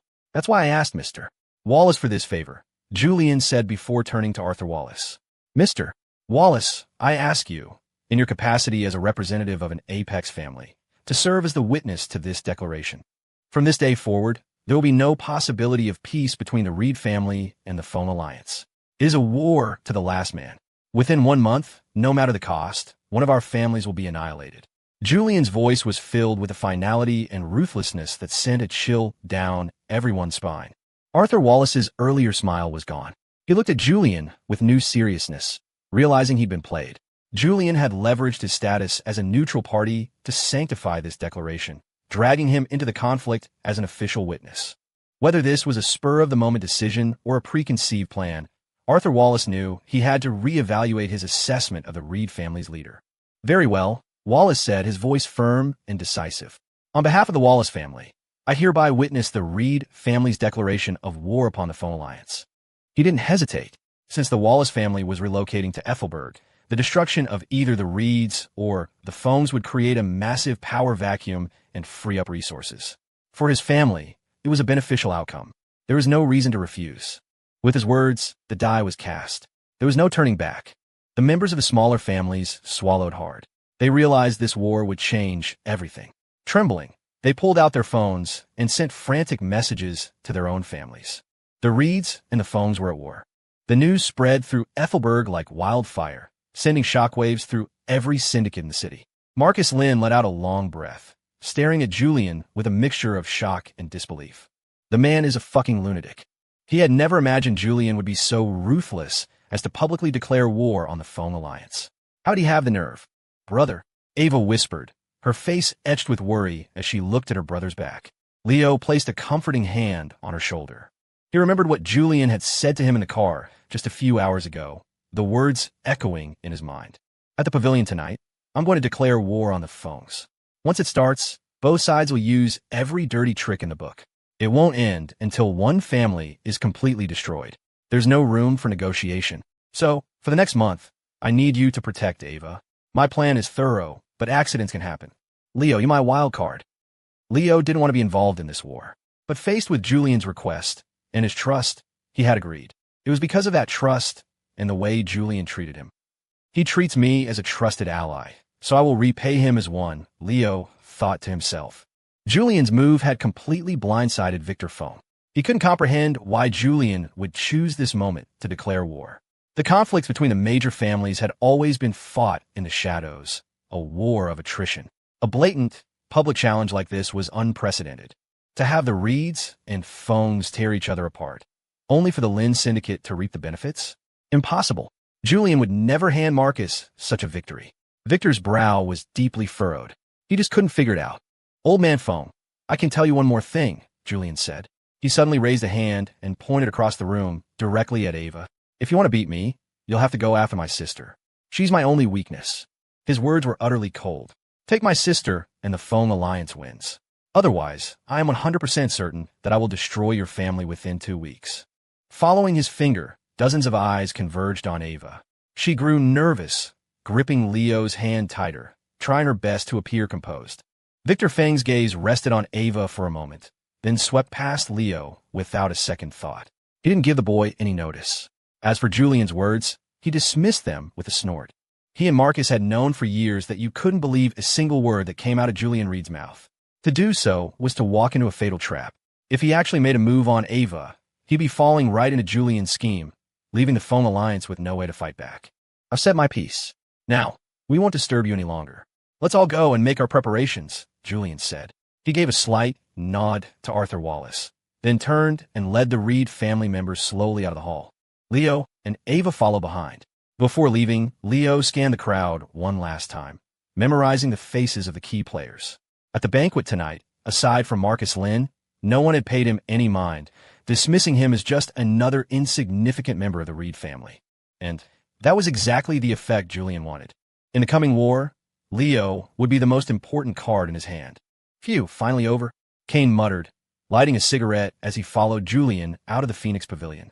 He let out a breath of smoke, a wave of relief washing over him. Only he knew how on edge he'd been. When he first heard Julian's plan to declare war on the phones, he thought his boss had lost his mind. But after months of meticulous planning, the curtain had finally been raised.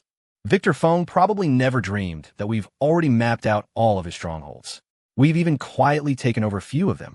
When the time is right, we'll hit him with a surprise he'll never see coming, Kane whispered to Julian with a smile. The operation was top secret. Aside from the two of them, only a few core members of the family knew the details. It was all designed for one purpose: to deliver a fatal blow to Victor Fong at the critical moment. "Brother, are you sure about this?" Ava asked, approaching cautiously, her face full of worry. Julian turned and gently pinched her soft cheek. "Don't worry. When have I ever done something I wasn't sure about?" "Then what do you need me to do?" Ava wanted to be a help to her brother, not a burden. "You just said I was your weakness." Ha ha ha ha. Julian couldn't help but burst out laughing at his sister's words. "Relax, Ava. Just keep living your life exactly as you have been," he said, his eyes radiating confidence. "Forget the phones. Right now, I bet even that snake Marcus Lin wouldn't dare touch a single hair on your head." He knew that both Marcus and Victor were wary of his strategic mind, so he decided to use that to his advantage, playing a game of psychological warfare. "You think you can use my sister to paralyze me? Fine. I won't hide her away. I'll push her right out in front of you. Let's see if you have the guts to make a move." Julian was certain they wouldn't, because they couldn't afford to lose the gamble. If Victor or Marcus fell into his trap, one wrong move involving Ava could cost them everything. So they wouldn't touch her. They wouldn't dare risk it. Even if they suspected he was bluffing, the potential cost, the annihilation of their entire family, was too high. Anyone who's ever gone all in knows that when you push all your chips to the center of the table, you overthink every single move. And the more you think, the more likely you are to make a mistake. In moments like these, victory goes to the one with the steadiest nerve. Grumble. Ava was about to say something else, but her stomach protested first. Julian's brow furrowed in concern. "What's wrong? You didn't eat back there." Ava's face flushed as she recalled the scene. "Don't even talk about it," she said, embarrassed.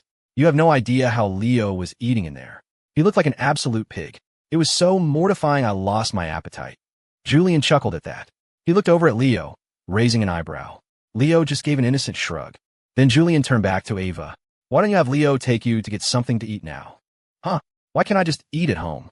Ava protested, not wanting to go. "I'm going to be very busy tonight. I won't have time to cook for you." Ava hesitated for a moment, then mumbled, "Fine." She shot a glare at Leo, as if warning him not to pull any more stunts. "Hey, don't you two think you should ask my opinion before making plans for me?" Leo protested. He then added, "How about this? Since Julian said they wouldn't dare to make a move, why don't we just go back inside and get some more food?" Even Julian's composure cracked at that, a muscle twitching in his eye.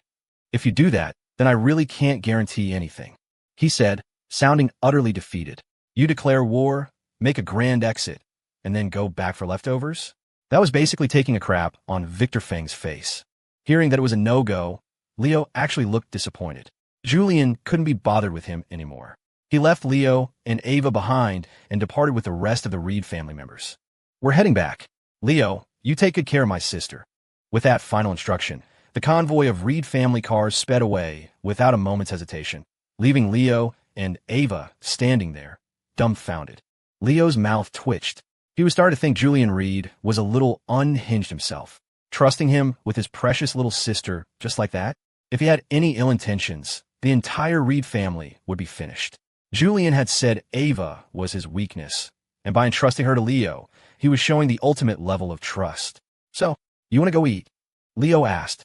Even though he'd eaten earlier, his enhanced physiology made him hungry again quickly.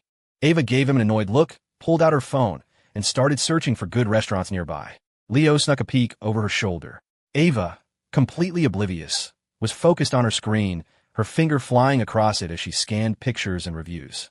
"That hot pot place looks good," Leo said, spotting a 5-star restaurant just a few hundred yards away. "Ah!"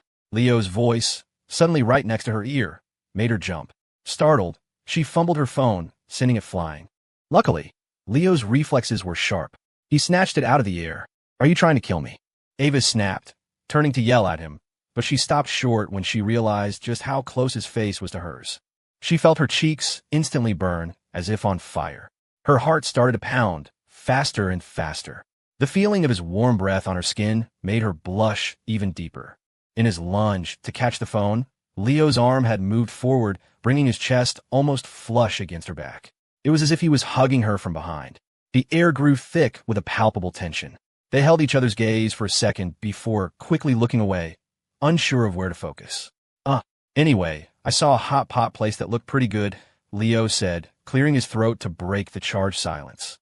Oh right. Then, let's go, I guess. Ava's mind was a complete blank. Her eyes kept drifting back to Leo's face. Why haven't I ever noticed how handsome he is? She thought, a little stunned. They reluctantly broke apart. Leo handed the phone back to Ava and told her to lead the way. They walked side by side. The restaurant was conveniently located near Ethelberg University, and at this time of night, the streets were bustling with students out for dinner or just hanging out. The sidewalks were crowded, making it hard to walk. After a moment's thought, Leo decisively took Ava's hand. It's too crowded, he said, his face perfectly straight. I'm worried you'll get lost. Oh, Ava replied softly, looking down at the ground, letting him lead her. In reality, her face was burning so hot she was afraid to let him see it. Ping, system alert. Special grade mission triggered. The Ethelberg conflict, mission details. In the impending war between the Reed family and the Foam Alliance, ensure the Reed family emerges victorious. Reward for completion. 1 random special grade skill. Mission failure. Host will be subject to termination. They had been walking for a few minutes when the system's notification suddenly sounded in his head, making Leo freeze. This mission was completely different from the others. Before, failure meant some kind of penalty. This time, the system had unambiguously threatened him with termination. What the hell was this system trying to do? It was always giving him these bizarre tasks. The feeling was unsettling, like someone was watching his life from outside the world, assigning him missions for their own amusement, forcing him down a path of their choosing. Why'd you stop? Ava's voice broke through his thoughts. Her heartbeat had finally returned to normal. Seeing Leo stop so abruptly, she looked at him with confusion. When she noticed the dark expression on his face, her own filled with concern. What's wrong? Did something happen? Leo took a deep breath, forcing his inner turmoil down. He managed a relaxed smile. It's nothing. I probably just ate too much earlier. My stomach feels a little upset. With the way you eat, it's a wonder you don't get sick, Ava said, rolling her eyes. Leo pushed the mission to the back of his mind. He was powerless to defy the system right now, so there was no point stressing himself out. Besides, it wasn't a guaranteed failure. And if he did fail, well, death was the worst that could happen. Everyone dies eventually. Sooner or later, it's all the same. Leo was surprisingly philosophical about it.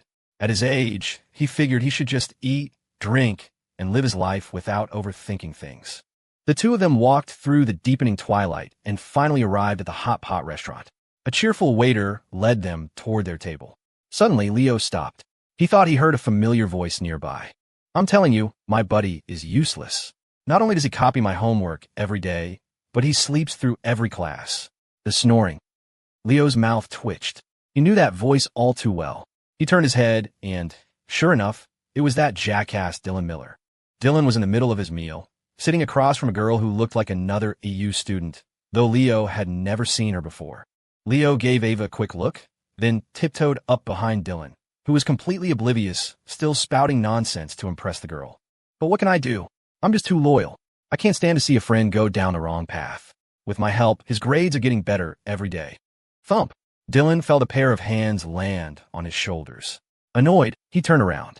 Who the hell do you think? Oh, if it isn't my handsome and brilliant brother, Leo Evans. What are you doing here? Dylan's expression shifted from irritation to surprise, then from fear to a sheepish grin, all in the span of a single second. Leo was impressed. He never knew the guy had such a talent for acting. Glancing at the confused girl across the table, Leo had an idea. He leaned in and whispered in Dylan's ear, "If you don't want me to expose you, you're paying for our table tonight." Dylan's eyes widened, and a muscle in his jaw twitched.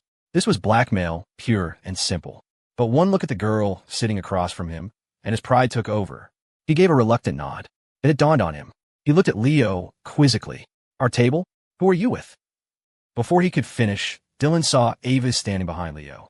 She was just standing there, her bright eyes looking on with curiosity. Dylan's jaw dropped. He looked as if he'd just seen a ghost, his mind reeling. Holy crap, my man Leo actually did it? He bagger. He looked from Leo to Ava, then back again. Holy crap, They're wearing matching outfits. Swallowing hard, Dylan gave Leo a subtle thumbs up. It had only been 3 days, and he'd already captured the heart of the class beauty, Ava Reed.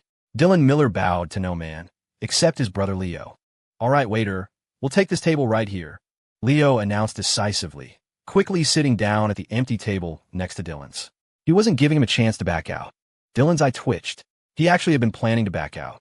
"Leo, my man, let me introduce you," Dylan said, composing himself with a smile. "This is Chloe Ming, a sophomore from the Foreign Languages Department. Even though she's a year ahead of us, she's the same age. She's my good friend." He'd wanted to say girlfriend, but she hadn't actually agreed to go out with him yet. "Chloe, this is my good friend, my brother, Leo Evans," Dylan continued, turning to her. "And that's his girlfriend, Ava Reed. She's in our class, too." Chloe was a very quiet and sweet-looking girl. At the introduction, she quickly stood up and gave Leo and Ava a small bow. "Hello, I'm Chloe. It's nice to meet you." When Ava heard Dylan introduce her as Leo's girlfriend, a blush crept up her cheeks, and she felt a strange mix of embarrassment and indignation. She was about to correct him, but Leo quickly jumped in. "Hey now, we're not a couple yet." Dylan blinked. "Not a couple? Bro, you've met her family and you're wearing matching outfits, and you're not a couple?" He sighed to himself. Leo really played the game on a whole other level. Leo sat down and looked at the menu. "Are you a picky eater?" he asked Ava. Ava paused, then shook her head. At that, Leo, who was sitting across from her, started ordering. "Waiter, we'll take the half-and-half broth. And then this one, and this one." Leo rattled off a few dishes he didn't like. Dylan watched with a hint of concern, but then relaxed. They were all cheap dishes. He could afford it. His buddy Leo was looking out for him, after all. "Actually, cancel those items I just ordered," Leo said. "We'll take one of everything else." "Waiter." "Ava." "Dylan." "Leo, you son of a bitch. Are you even human?" Dylan's eyes burned with rage as he stared at Leo. Even though his family was well off, a meal like this would sting. Just as he was about to tear into Leo for being a backstabbing friend, Leo coughed and turned to Chloe. "You know, Chloe, my friend Dylan here is a man of many talents. He excels at everything he does. Even our advanced calculus professor is always singing his praises. Right, Dylan?" Leo shot a meaningful look at Dylan, a mischievous glint in his eye. The message was clear. You pay the bill, and I'll back up your lies. Dylan's mouth twitched. He forced a smile and said through gritted teeth, "That's right. I just like to keep a low profile." Leo smiled with satisfaction. The waiter, after confirming the massive order several times, scurried off to the kitchen. Ava watched all this, confused. She was about to ask what was going on, but Leo stood up and leaned close to her ear. "Dylan's paying for this. He owes me. It's fine." Ava's eyes filled with confusion. Why would Dylan pay for their meal? She could only chalk it up to one thing. Their friendship must be really strong. "You and Dylan are really close," she whispered. "For him to pay for all this for you." "Of course," Leo said with a proud nod, completely ignoring the murderous glare Dylan was sending his way. "Our bond is unbreakable." Before long, the waiter started bringing out the food. Huge platters of various meats began arriving, drawing looks from nearby tables. The table was almost completely covered, but the food kept coming. Ava's eyes were wide as she stared at Leo, completely dumbfounded. What are we going to do with all this? We can't possibly eat it all. Ava was a light eater to begin with, which was one of the reasons she maintained her slender figure. Leo looked at the mountain of food and realized he might have overdone it. He stood up, a friendly smile on his face, and walked over to the next table. "Hey, Dylan, my man, have some meat. You gotta treat Chloe to the good stuff. What's with all these vegetables?" Without waiting for an answer, Leo picked up 2 large platters of beef and placed them firmly on Dylan and Chloe's table. "Help yourselves. Eat as much as you want." Chloe looked at the beef, flustered, and quickly waved her hands. "Oh no, we couldn't. Besides, we've already eaten quite a bit." Leo laughed heartily. "Don't be shy. We can't finish all this anyway. You'd be doing us a favor." "Well, thank you. I'll treat you guys next time," Chloe offered. "Sound good?" "A friend of Dylan's is a friend of mine," Leo said. He then turned back to Dylan. His eyes narrowed in a grin. "Right, Dylan?" Dylan looked like he'd just swallowed a bug, but under the circumstances, he had no choice but to bite the bullet. Right?" he managed to say through clenched teeth. "Chloe, don't hold back. Just eat." Inside, his heart was bleeding. "That's my money you're giving away." That bastard Leo was playing the generous host with his cash, and Chloe was thanking him for it. Dylan was suffering in silence. "Ouch," Leo hissed, a sharp pain shooting up from his foot. He looked up to see Ava's sweet smile, but under the table, her foot was mercilessly pressing down on his. Looks like you're having a nice chat with the pretty sophomore, even personally delivering food to her table. Ava whispered, her voice tinged with jealousy. Oof, I'm sitting right here in front of you, a total bombshell, and you run over to Chloe's table smiling like that. I've never even seen you smile at me that way. The more she thought about it, the angrier she got, and she started tapping her chopsticks restlessly on the table. Leo finally caught on. You're not getting jealous, are you? He asked cautiously. Who's jealous? Ava exclaimed, flustered, as if he'd hit a nerve. She immediately stopped tapping her chopsticks. To cover her embarrassment, she clumsily grabbed a few slices of beef and tossed them into the bubbling pot, her eyes fixed on the broth as if her life depended on it. She didn't dare meet his gaze. Seeing her like this, Leo found it amusing. Even someone as dense as him could see that Ava genuinely liked him to be this sensitive about his actions. He chuckled softly and decided to stop teasing her. All right, don't be mad. I won't do it again. At the same time, he made a decision. If he managed to survive this special grade mission, he would confess his feelings to her. Hearing his apology, Ava's mood brightened, but she kept a deliberately cold expression on her face, pretending to still be angry. Though they were at separate tables, they were close enough to chat while they ate. It was mostly Leo and Dylan talking. Chloe was quiet and reserved, and Ava was simply discovering that the hot pot was delicious and was completely focused on eating. Her appetite was surprisingly good. By the way, Dylan, what are you doing all the way out here? This isn't the student food street near campus, Leo asked, curious. He hadn't expected to run into him here. My uncle had some business in the area, so I brought Chloe out here for dinner, Dylan replied between bites. Hey, have you thought about the school event next week? Old Man Miller said the university is going all out this time, renting out the entire amusement park. What's there to think about? We go and have fun. It's not every day the school does something like this, Leo said nonchalantly. What event? Chloe asked curiously. Dylan explained it to her. Wow, you freshmen are so lucky, Chloe said with envy. When I was a freshman, we even had extra classes on weekends. A day off was a luxury. Leo was about to say something when he noticed Ava looked a little down. What's wrong? He asked softly. I want to go to... Ava said, sounding dejected. Leo paused. Then let's go. I remember you signed up, didn't you? But my brother... Leo understood immediately. With the reeds and the phones on the brink, he asked softly. I want to go to... Ava said, sounding dejected. Leo paused. Then let's go. I remember you signed up, didn't you? But my brother... Leo understood immediately. With the reeds and the phones on the brink of war, she was afraid that going out and having fun would cause trouble for Julian. It's fine. I'll be there, Leo said with a smile. Don't worry about your brother. He'll agree. According to your brother's plan, the more naturally you act, the less they'll dare to make a move on you. If you act all timid and scared like this, that's what will actually cause him trouble. Really? Ava asked, still doubtful. Really? If you don't believe me, ask him yourself. And if Julian dares to say no, I'll beat the crap out of him, Leo thought to himself. Leo's reassurance put Ava's mind at ease. She really wanted to go to the amusement park with everyone, especially with him. A while later, Ava was full. Even with her good appetite, she couldn't eat much. Dylan found an excuse to go to the restroom and paid for both tables at the front counter. When he saw the bill for Leo's table, he felt a murderous rage bubble up inside him. They had ordered nothing but meat and all the most expensive cuts. When he saw that Leo had even added an ice cream at the end, he cursed under his breath. That bastard. He even dared to order strawberry ice cream. I hope he gets explosive diarrhea. He didn't know that the ice cream was for Ava, who had suddenly said she was craving it. Back at the table, Ava was happily eating her ice cream with a small spoon, while Leo was still going strong. Dylan couldn't believe how much Leo could eat. Leo, we're heading out. I'm taking Chloe home. All right, see ya. Dylan and Chloe said their goodbyes. Chloe and Ava waved warmly at each other. In the short span of one meal, they had become good friends and even exchanged contact info. This meant Dylan would have to stay on Ava's good side from now on, or she might say something bad about him to Chloe, and he'd be finished. For the next few minutes, Ava ate her ice cream in small bites, her eyes fixed on Leo as he continued to eat. He's really like a little pig. The thought flashed through her mind, bringing another smile to her lips. Leo was eating so much. How was his stomach even built? And he never gained any weight, always staying in perfect shape. Ava suspected he must be secretly working out every day. In reality, before he got the system, Leo's days consisted of eating, sleeping, and gaming. Now, with the system and all the trouble it brought, he didn't have much time for games anymore. All that was left was eating and sleeping. Finally, after what seemed like an eternity, Leo finished eating. They tidied up and walked out of the restaurant. Dylan had already settled the bill. Where to next? Leo asked. He had no idea what to do now. He'd never been alone with a girl like this before.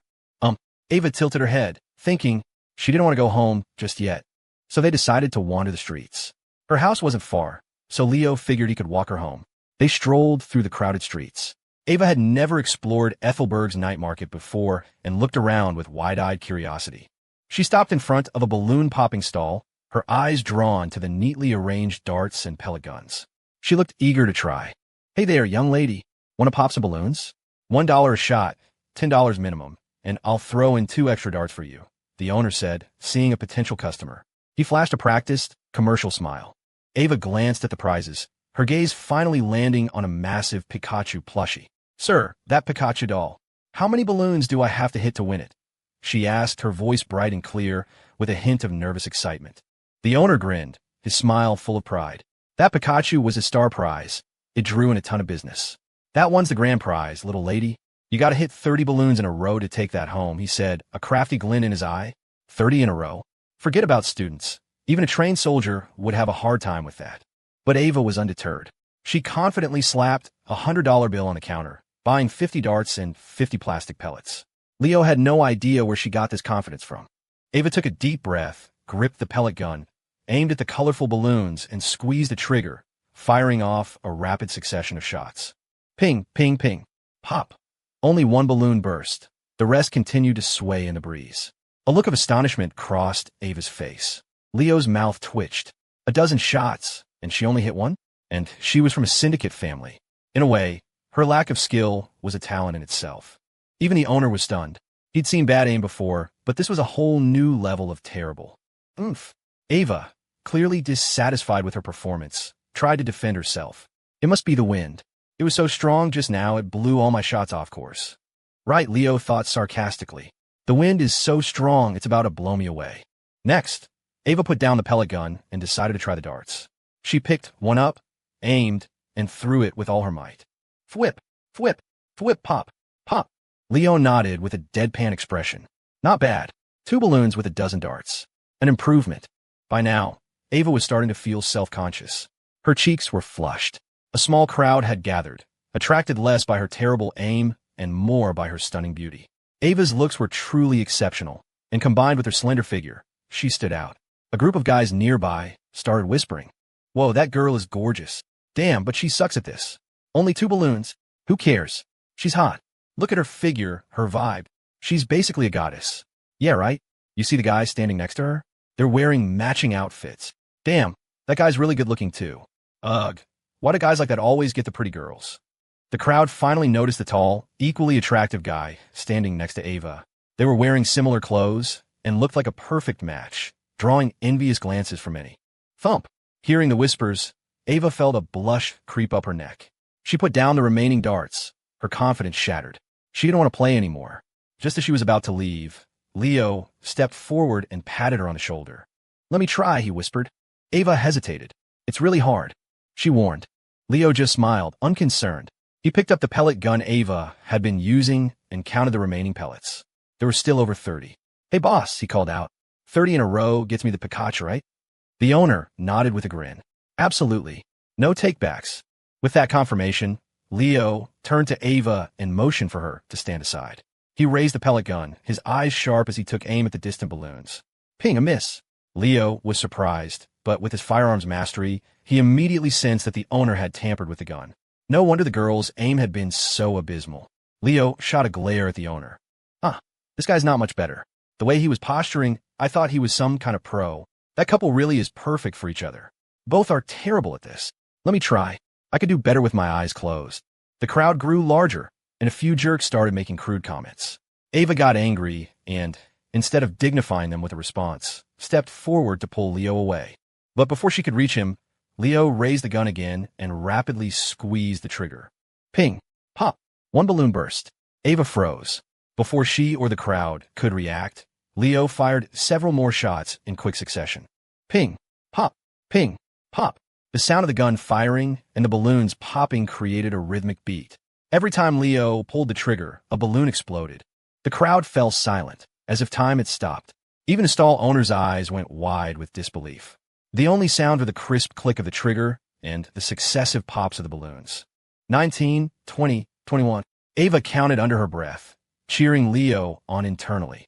As Leo's streak continued, the owner's heart sank. Damn it. I ran into a real shark. Pop, pop, pop. 28, 29, 30. When Ava reached 30, she threw her hands in the air, her face beaming with joy as she looked at Leo. Leo lowered the pellet gun and turned to the owner, a slight smile on his face. 30 shots, boss. No problem, right? The owner's mouth twitched. He looked around at the large crowd. If he reneged now, his reputation in the area would be ruined. Forcing a smile that looked more like a grimace, he said, "And no problem. Congratulations, young man. You've won our grand prize." Leo nodded, walked over, and picked up the Pikachu plushie, which was nearly as big as he was. The people who had been making nasty comments had long since fallen silent. Many were now looking eager to try, thinking they could do it too. Leo couldn't care less about them. He took the ecstatic Ava by the hand and quickly left the stall. They found a quieter spot nearby. Ava finally couldn't contain her excitement any longer. She held out her hands to Leo, her eyes full of longing, gesturing for him to give her the Pikachu. Leo looked at her outstretched hands, but didn't move. "What? You want a hug?" Ava's smile instantly vanished. She shot him a glare and kicked his shin. "A hug your ass. My Pikachu." "What do you mean, your Pikachu? I'm the one who won it." "But you used the pellets I paid for." "Is that so? I'll Venmo you $30 later." Ava was so mad, she started to laugh. She reached out and pinched Leo's ear. "The Pikachu or your life. Choose one." "I choose the Pikachu." "Stomp." Ava stomped on his foot. "Say that again." "Ouch." "Fine. I'll let you hold it for now. I'll give it to you when we get to your house." "That's more like it," Ava said, satisfied, releasing her grip. Night fell like ink spilled across the Ethelberg riverfront. Leo and Ava strolled along the path by the water, where only a few other couples were enjoying the rare moment of peace. Just beyond this path was the Reed family estate. "Dalalala," Ava hummed, walking ahead with her hands behind her back. Her silhouette was captivating in the twilight, her black skirt swaying with each step, revealing long, fair legs. She had a slight bounce in her step and a soft tune on her lips, clearly in high spirits. A gentle evening breeze swept by, carrying the cool air of the night.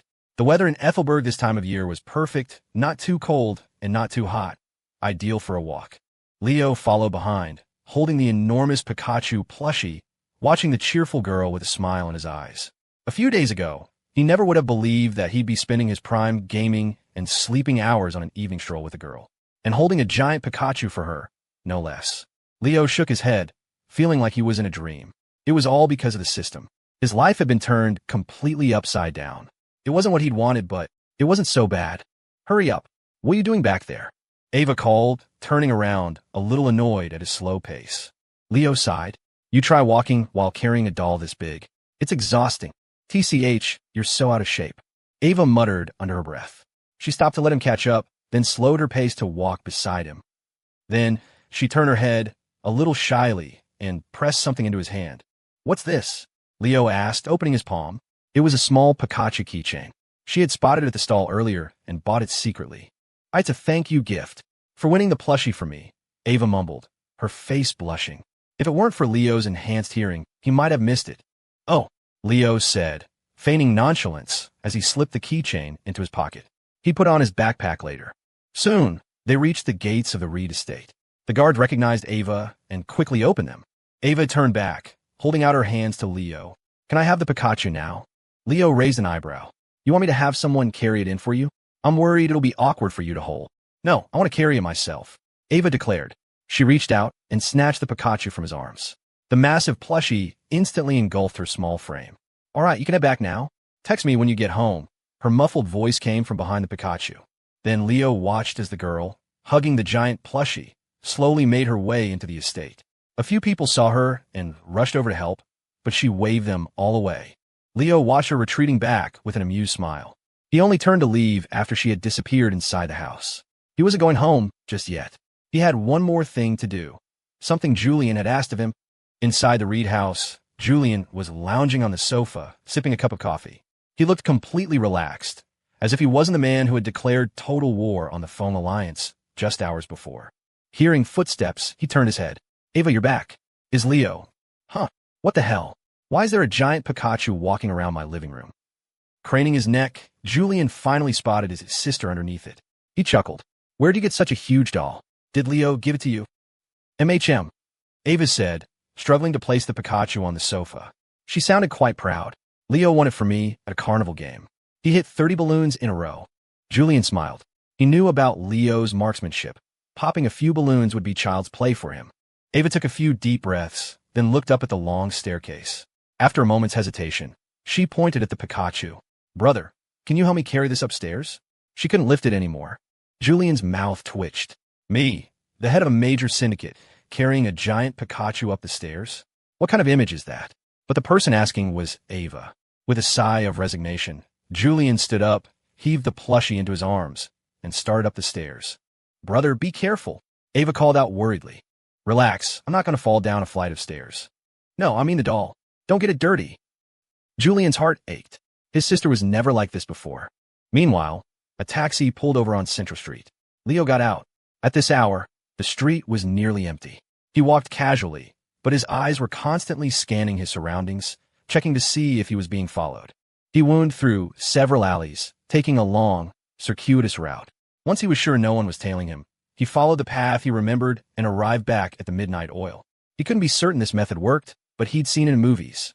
The bar was already closed for the night, but Leo acted as if he didn't notice. He stood at the door and knocked. After a moment, a voice came from inside. Who is it? We're closed. It's Leo Evans.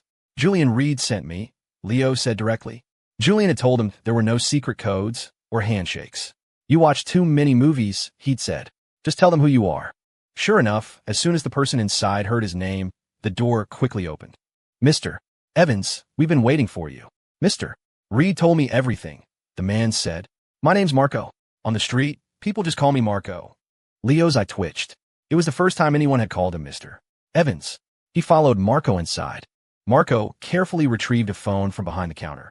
It wasn't a smartphone, but one of those old-school dumb phones that could only make calls and send texts. This is it, Leo asked, taking the phone and turning it over in his hands. This was what Julian had sent him to get. That's it. There's only one, Marco said. Mr. Reed's orders. All of our deep cover agents inside the Foam Alliance can only be contacted through this phone. At the critical moment, you send one message, and all our assets will move to deliver the final blow. Leo nodded. He couldn't believe Julian was entrusting him with such a crucial piece of his plan, but it made sense.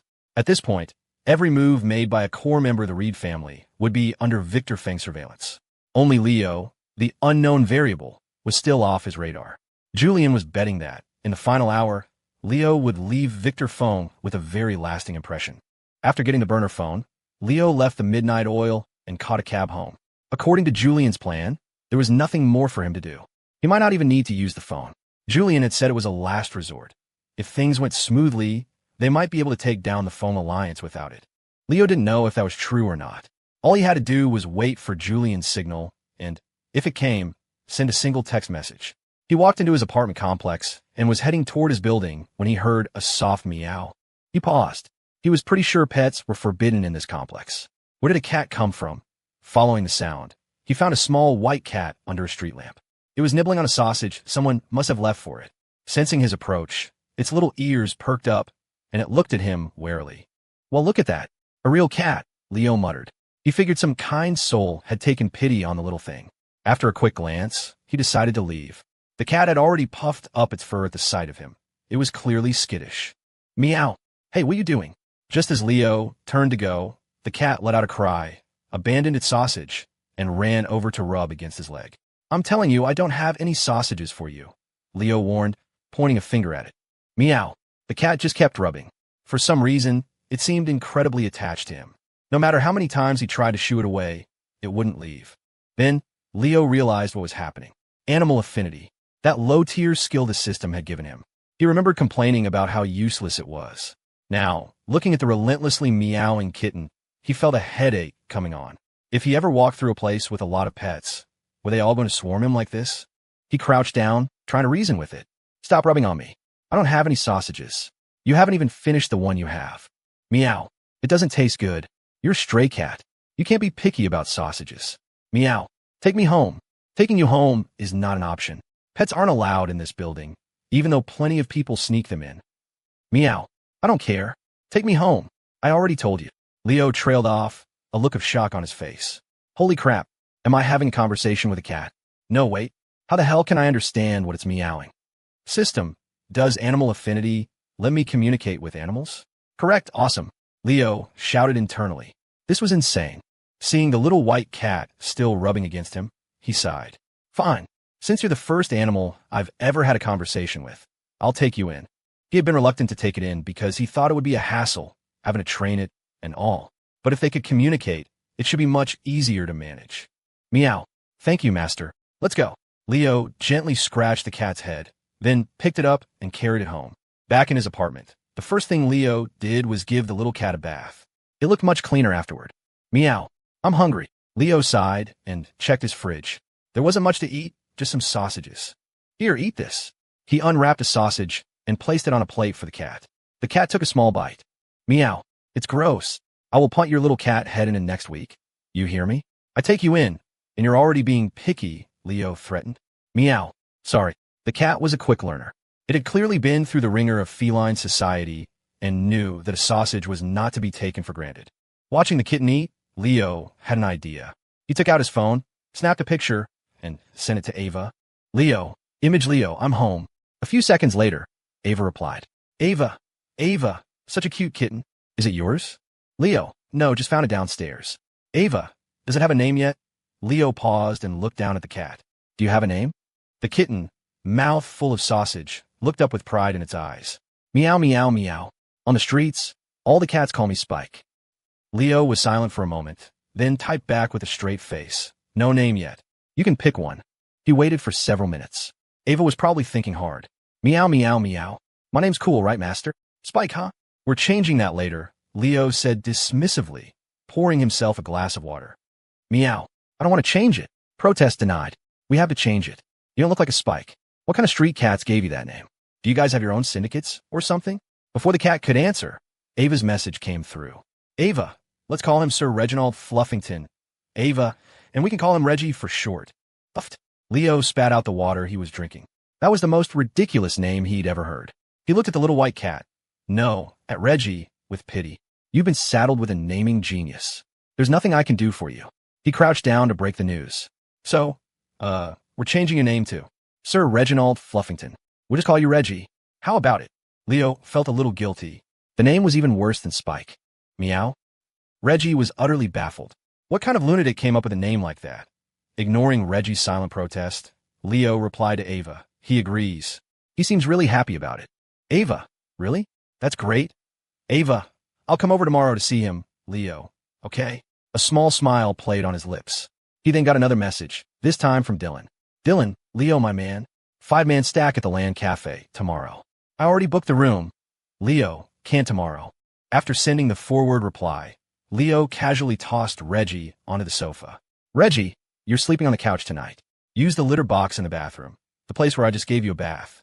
If you pee or poop anywhere else, you're out on the street tomorrow. Meow. I don't want to be named Reggie. The cat was still hung up on the name. Click. Leo turned off the lights, hopped into his large bed, and pulled the covers over his head. Even if the world ended tomorrow, all he wanted to do was sleep. The next morning, Leo woke up. This time, it wasn't by choice. He was being crushed. Ugh. He pried his eyes, open to see Reggie perched on his chest, kneading his paws contentedly. Meow. I'm hungry. Seeing Leo was awake, Reggie let out another meow and hopped up next to his head. Leo grabbed his phone. 5 in the morning. I am seriously going to punt your little cat head, Reggie. Leo got out of bed, grabbing Reggie by the scruff of his neck. He decided he would sleep with his bedroom door closed from now on to keep the damn cat out. Do you have any idea how precious a lazy morning is to a college student? No, you don't. You only care about your stupid sausages. Slightly resentful, Leo walked to the fridge, grabbed the remaining sausages, and threw them down in front of Reggie. Here, eat. Eat them all, he ordered fiercely. Reggie backed away from the sausages, looking up at Leo with fear in his eyes and letting out a pathetic little cry. Meow, meow, meow. Is this my last meal? Leo rubbed his temples in frustration.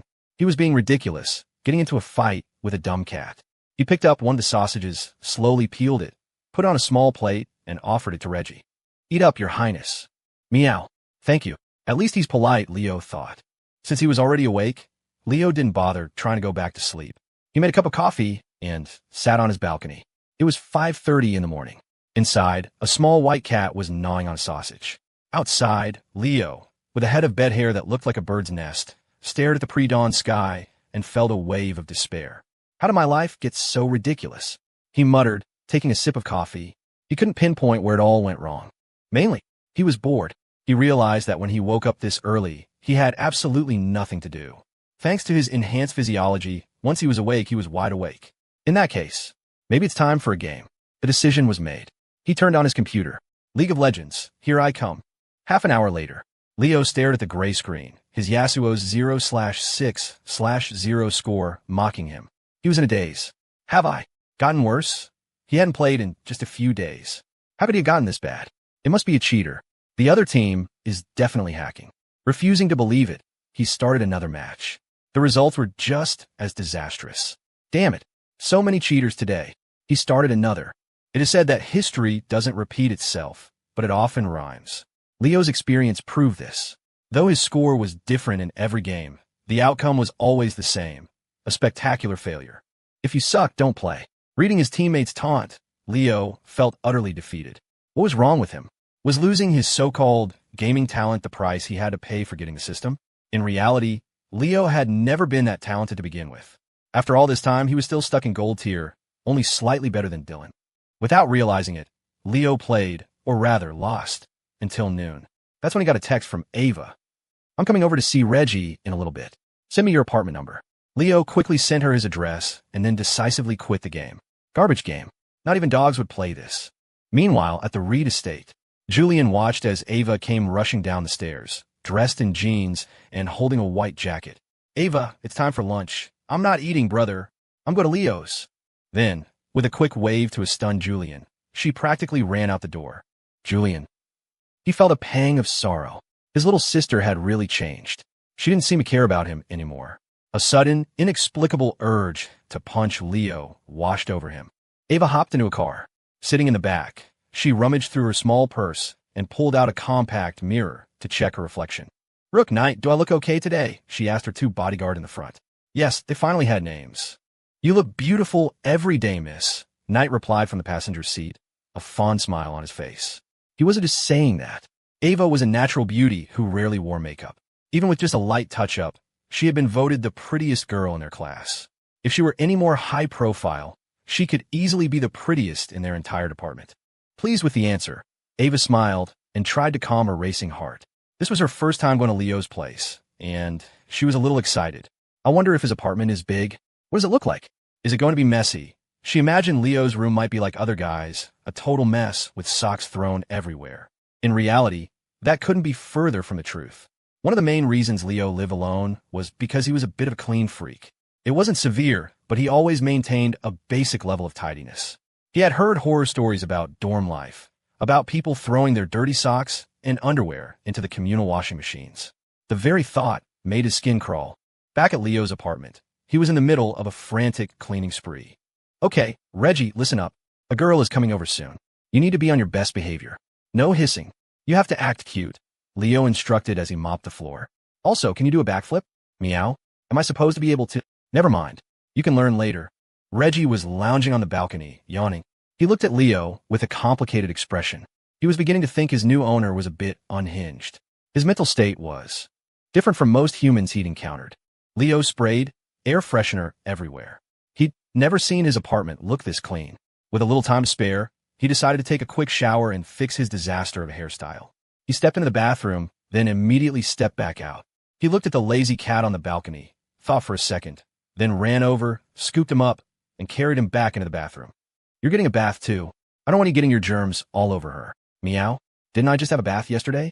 Meow. And I don't have germs. No excuses. You're getting a bath. And so, less than 24 hours after arriving at Leo's home, Reggie was forced to take his second bath. As Leo dried his fur with a hairdryer, Reggie wore a look of utter despair. Fine. Just end it all now. I never should have come home with this idiot. Ding dong. The doorbell rang. Leo's eyes lit up. She's here already.